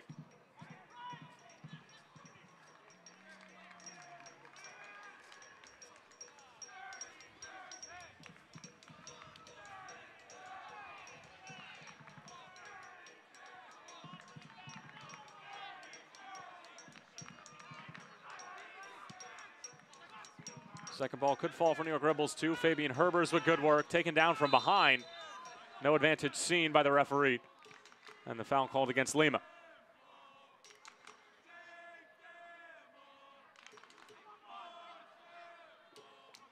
Fabian Herbers not happy with the challenge coming in on him. Is very late from the Red Bull 2 player. Stepping right on his ankle.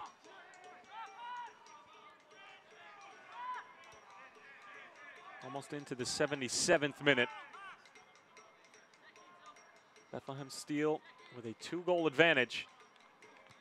And McCarthy will come away with a pretty easy clean sheet at the moment.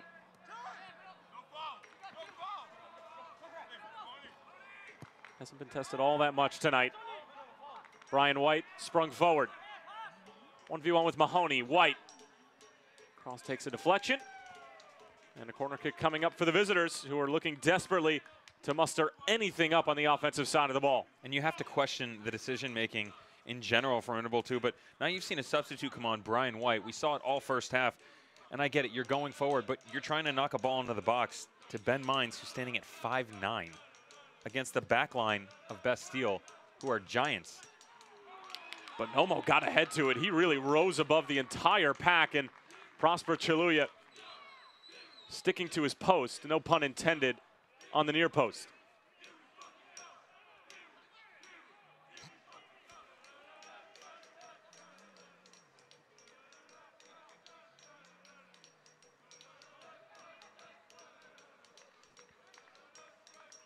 Chris Lima. Easy work for McCarthy.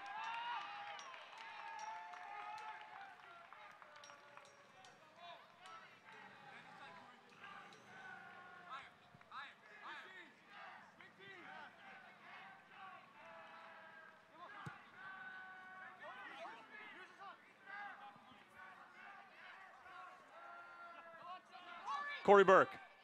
Great little ball forward. Fontana finding Galena, couldn't handle it. Offside flag was up as well. That's what we've seen from Bethlehem a couple of times today. One resulted in a goal, but just the ability to pick up the second ball and then quickly find a ball to relieve pressure as Brian White is threatening. The cross cut out by Mahoney. Ben Mines couldn't handle the physical battle, and Bizo sends it the other way. The transition play by Bethlehem has been very impressive here in the second half, and that quick fire capability that you're talking about. Stats like that don't show up when you go back and look on the game, and most of them coming from Corey Burke and those deft little touches that he's been able to get in behind. And it's going to be Santi Mawar replacing the initial goal scorer, Michi Galena, who has etched himself in Bethlehem Steel history as the youngest goal scorer in the club's history in substitutions. Brought to you by our friends over at the Lehigh Valley Health Network.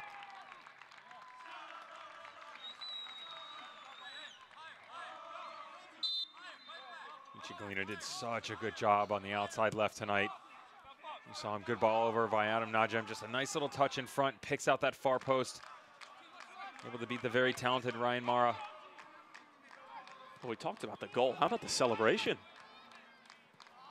Triple backflip. I got that in the bag. I don't even know what bag you would find that in. It's a satchel. Indiana Jones had one. Your jacket looks a lot like an Indiana Jones jacket right now. Mines taken down. And a set piece coming up for New York Red Bulls too. This is where they need to stay composed. They need to get organized a little bit better. The first half, we saw some good service out of Andrew Tenari and Christopher Lima. Haven't seen that so much here in the second. Some solid Bethlehem fans in the stands behind them cheering them on. Making the stands bounce, but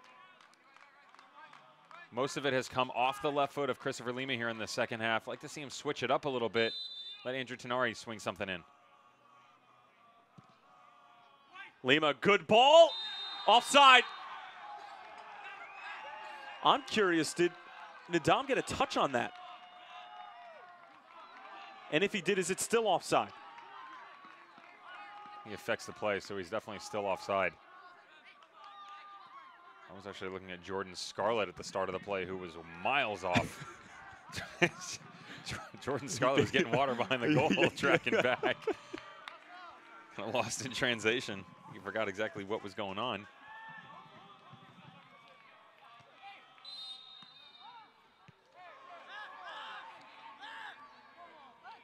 But I just want your opinion. You still believe that Nadam is 100% involved in that play? There's no argument about that. Absolutely. Whether you get a touch or not, you're affecting the outcome of the play. You're affecting because the goalkeeper's McCarthy's reacting. movement. Yeah, the goalkeeper's reacting to you, which is exactly the rule.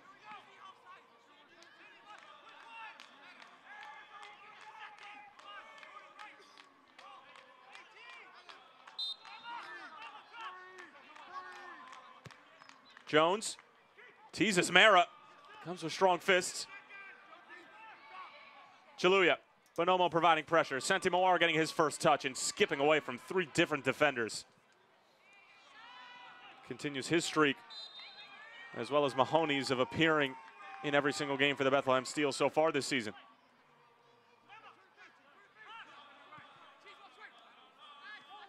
Moments ago, Rebel 2 getting organized. And you see Jordan Scarlett just making camp on the penalty mark, and he steps out 100%, and Dom is definitely offside. You can see him tracking right behind Brandon Aubrey. What is Scarlett doing? It looked like he was almost trying to do that, like he was trying to time it up with the ball being sent in, but was just miles behind the play as White is sent in. Whips it across, and McCarthy falls on top of it. It's an interesting rule, too, because we talk about having an effect on the play itself, like in Dom and his ability to go to the ground. And whether or not he got a touch on it, we don't know. We couldn't see from that angle. The rule also states that if a player is involved and then steps out of it, takes himself out of the limelight, that there's no infraction. But it's kind of contradictory because Jordan Scarlett is standing on the penalty mark in the way of everyone, kind of keeping a check over the shoulder. And even though the ball swung in, he immediately retreats and steps right back to the top of the box. So he's inadvertently having effect on the play, but not really so. A substitution Well, all rules and arguments aside, we do have a substitution, and as we predicted, Fabian Herbers, who has a goal and a yellow card, will come off, and the teenager, another teenager on this field, will come on, Tony Temple from Liberia, and substitutions brought to you by the Lehigh Valley Health Network.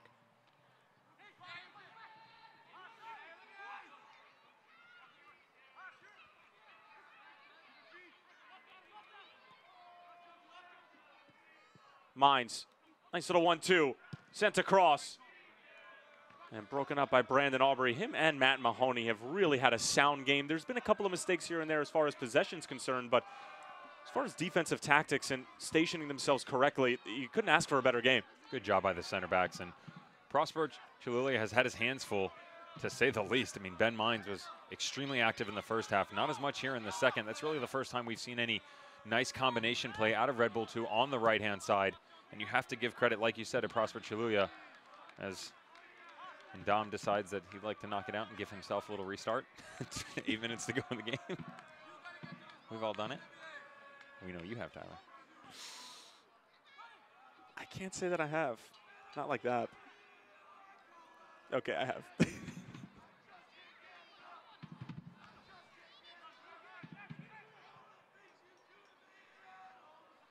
Just a few minutes left in this one. New York Red Bulls 2.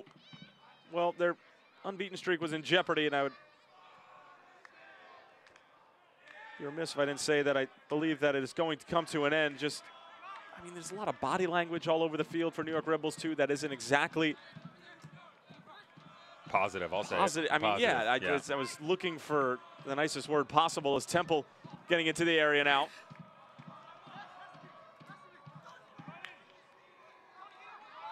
Goal kick from Mara.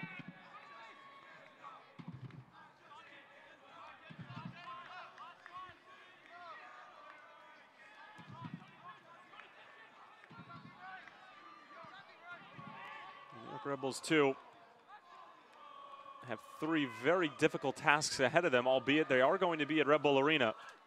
Indy 11, FC Cincinnati, and Charlotte Independence over the next few weeks. No midweek fixtures for Red Bulls 2, so they'll be able to get back to a normal rhythm of 1 game a week. And at the same time, those 3 teams all participating in the U.S. Open Cup, maybe a good opportunity to take advantage of some rotation from Martin Rennie's side, Alan Koch's side, Mike Jeffrey's side. On the other side, Bethlehem Steel are currently playing 4 out of 5 on the road, and they're dealing with some very formidable foes. Just played Charleston, lost that one 2-1. After this game, they're going to have to go on the road to Slugger Stadium, deal with Louisville, then home to Richmond. And you got to deal with Charleston once again. They're going to face Red Bull 2. Tenari.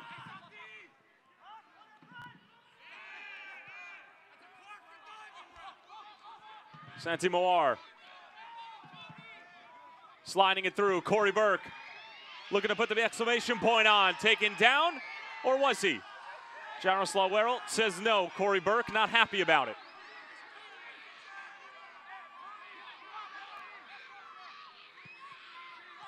Tired legs becoming a factor, and there's certainly some more space opening up.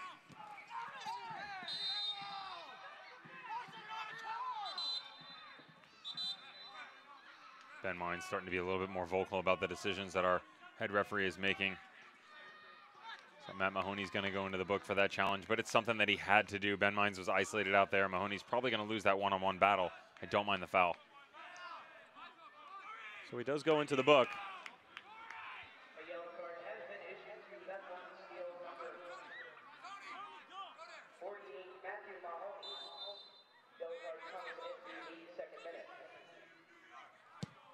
Lima, oh, it's a delicious ball in, handled well by Bethlehem. We've seen some terrific delivery from Chris Lima. His comrades have not been able to get on the end of it, though. Mines with a positive touch. Lima back into the box. Seconds falling for Nadam. Najim. And just clears it away. It's another late challenge from behind. You see the frustration starting to mount for John Wollenick's side.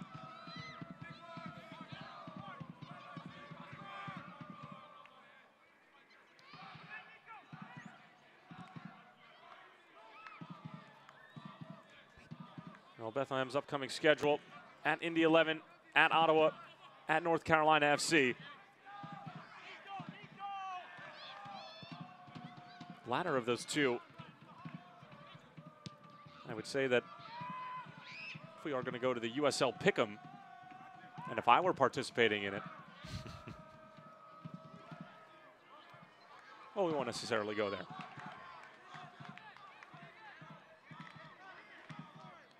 But I wouldn't say it's crazy to think that Bethlehem could come away with 2, possibly 4 points against Ottawa and North Carolina FC on the road. Definitely not crazy. Not easy either. But not crazy. Easy. The travel schedule to Ottawa is going to be the most difficult part. Ottawa not exactly turning heads this year. No, they're not. They're starting to play better, though. Much better. And Nikola Popovic is a fantastic manager. It's a matter of stepping into a new club like that, and you know, it's difficult. If you watch them play, they carry good shape and they hold decent possession, but the problem is that they can't put it together on a regular basis. They'll have 5, 6, 7 minutes where you sit back and watch them and they're amazing, and then the other 83 it's just struggling. And Anthony Fontana going to make way for Mike Catalano, 22-year-old from Roselle, Illinois, who is a Badger over at the University of Wisconsin from 2014 to 2017. 54th overall pick by the Philadelphia Union in the MLS Super Draft this year. And of course, substitutions brought to you by the Lehigh Valley Health Network.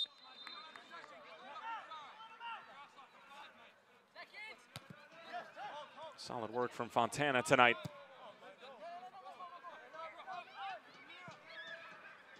Scarlett lets it bounce and then bounces it to the other side. Bonomo trying to keep it in. Bizo, just terrific work. What else is new? It's always interesting for me to see the pass that players take, and in particular, I'm going to reference to Jordan Scarlett and Tom Barlow. And I asked Brendan Burke about it because they both played for Reading United when they were in college. We continue down, and Mike Catalano kind of falls in the same wavelength where he's in here and he's at Philadelphia, played at Wisconsin alongside Barlow. And I asked him, I said, you know, what did you think about Scarlett and Barlow? He said, look, thoughts on the players, that Jordan was a great player. They actually had him on trial. He just didn't work out. They needed more of a distributor, someone who could hold possession of the ball a little bit more consistently, and that he suits the style of the Red Bull better. So he's not even saying that he's not a bad player, that he couldn't get it done, just didn't fit their profile of what they were looking for. And similar with Tom Barlow, how he didn't spend as much time watching him. He saw him in college and what he was able to do, but that he's just a different profile of a striker. So it shows you that even though you can put up good statistics and put together good performances, sometimes you're just a mismatch for the organization itself. 4 minutes of stoppage is the word from the fourth official. And 4 minutes away from a huge 3 points against a quasi-rival. Is that fair terminology? I'll give it to you. I'll let it right. slide.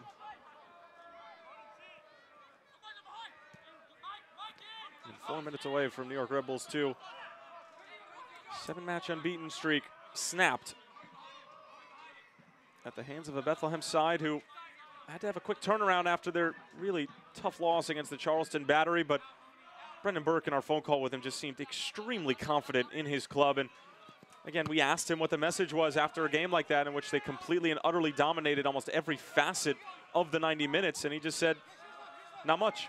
Haven't complicated it too much, that the results will turn. Some of those bounces that didn't go their way early on are going to change. And that the results are hopefully going to change over the next couple of weeks as long as they can continue to replicate their previous performances. And they certainly have. Stout defensively, Derek Jones running the middle of the park. Box-to-box action from number 8 and the captain. And then 2 terrific counterattacks from Bethlehem, finished off by Galena and Fabian Herbers. New York Red Bulls 2 looking to make things interesting. This one takes a deflection, but McCarthy again will able to just be fall on top of it. Super smart by the veteran John McCarthy to just lay on the ball and let some of those precious seconds tick off the clock as well. Cutler with the takeaway. Sent in, Bonomo continues to let it bounce. Ben Mines has it poked away by Chiluya, and a corner kick for the visitors. Brendan Burke needs to have one final bark at his boys here. Don't become complacent. Done a good job all match being able to keep New York Red Bulls 2 off the scoreboard. Just finish the match out. Tenari, Scarlett got to head to it. Tenari back in. And another corner kick.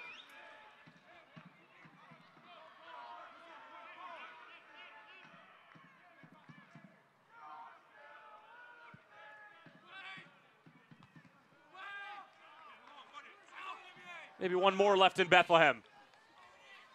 Look at the pace from Bizo. Almost got around Nico De Vera. But De Vera, that's impressive. I mean, I have to imagine if it wasn't a race to the ball and if it was a race to the byline, that Bizo would have gotten there. But De Vera was able to stay with him. Imagine if that happens a little bit earlier in the match and they're both on fresh legs. You have to wonder. But Bizo showing time and time again that he's got a different gear, almost a men amongst boys here this evening.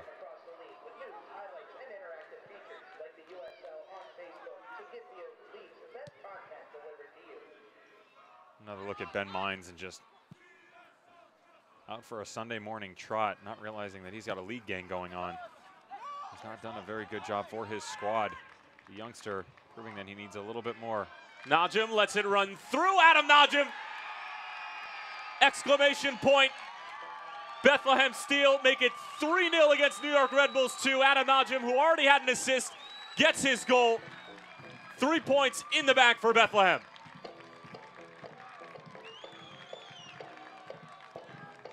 Ryan Mara, Jordan Scarlett, Hassan Adam, all of which pointing fingers at each other.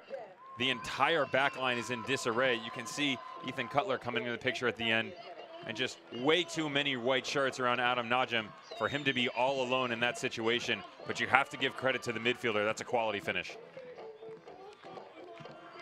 And credit the assist to Corey Burke. He was being told to slow down, but Corey Burke, wanting to add insult to injury on the part of New York Red Bulls 2, gets his second assist of the night. And Bethlehem Steel with a statement here at Goodman. That's going to do it. Brendan Burke's squad with their first win of the season against a team that's not named the Richmond Kickers. Win number 3 on the season. They dismantle New York Red Bulls 2 by a score of 3-0. John Wolinek's side 7-match unbeaten streak is snapped. Galena becomes the youngest goal scorer in Bethlehem Steel FC history. Who got things started. It was Fabian Herbers at the start of the second half. And finishing it off in stoppage time, as you just saw, Adam Najim. Terrific performance, really from start to finish from Brendan Burke's side. They bounce back after the Charleston Battery loss and are able to come away with a huge win at home. Here's the strike from Galena. It was absolutely sensational, as the celebration was in the same boat. Fabian Herbers as well, and then it was Adam Najim. Bethlehem Steel FC with a 3-0 win over New York Red Bulls 2. We'll be back in a moment with postgame.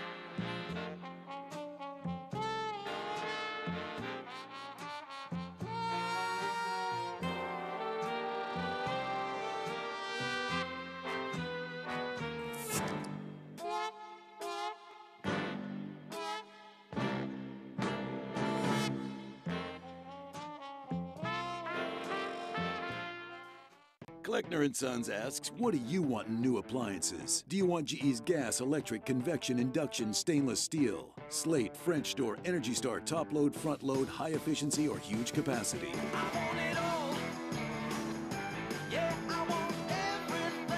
GE and GE Profile appliances are designed to reflect the modern approach to style, with clean lines and a streamlined look for today's kitchens. At Kleckner & Sons.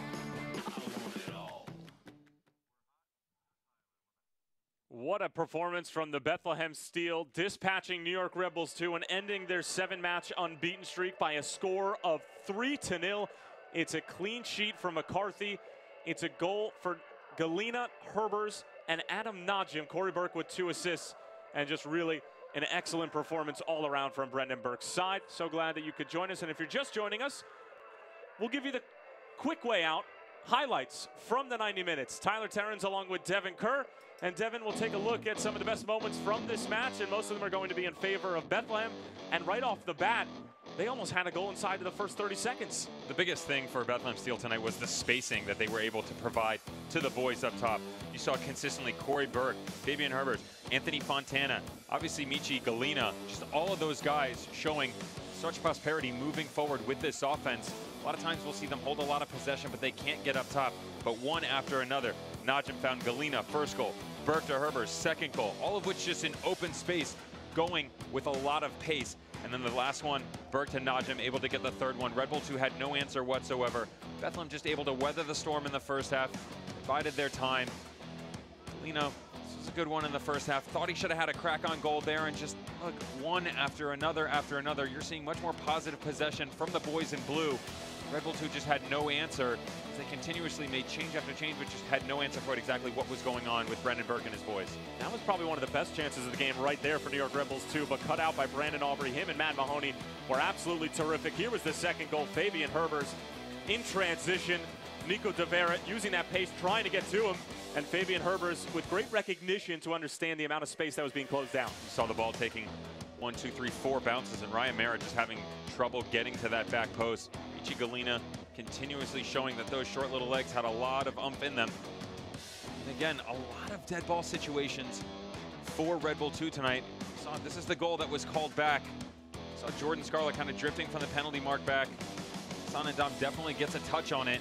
An offside position. Corey Burke continuously stretching the field, going the other direction. Thought that he should have been pointed to the spot there to get a PK. Nonetheless, being told to slow down, he said, you know what? I'm going to go at my own speed, sped things up. Najim able to get the third goal. Bethlehem Steel are going to get out at home with another victory. Well, here are the full-time statistics. No goals for New York Red Bulls 2. Shots pretty even. Shots on target pretty even. Possession tilted in favor of New York Red Bulls 2. But time and time again, I feel like we talk about this almost every single game that we do together, Devin. Possession doesn't mean anything if it's not going forward and if it's not with a purpose. Nothing whatsoever. And a lot of times we'll actually see that from Bethlehem. They can't really get into the final third. They can move out of the back and hold the ball in the middle. But Brendan Burke telling us, and we've referenced it on air, that the metrics sometimes aren't there. They just can't find the back of the net. That wasn't the case here this evening. They were happy to see possession in a lot of different areas because their counter-attacking capability was extremely impressive. Everybody on the right, on the left, and up top, they were able to combine on a regular basis, and it shows. They win 3-0. Well, terrific performance from Brendan Burke's side. 3 points, 3 goals, and a clean sheet. Both teams will take on Indy 11 in their next game, but New York Red Bulls 2, after having their 7-match unbeaten streak snapped, will get a week to lick their wounds. They get a bye week, but it's on to the next one for Bethlehem Steel against Martin Rennie's side, which is currently sitting in the top 4 in the Eastern Conference. For our entire crew and my broadcast partner, Devin Kerr, I'm Tyler Terrens saying so long for now. The final score from Goodman, Bethlehem Steel 3, New York Red Bulls 2-0. We'll talk to you soon.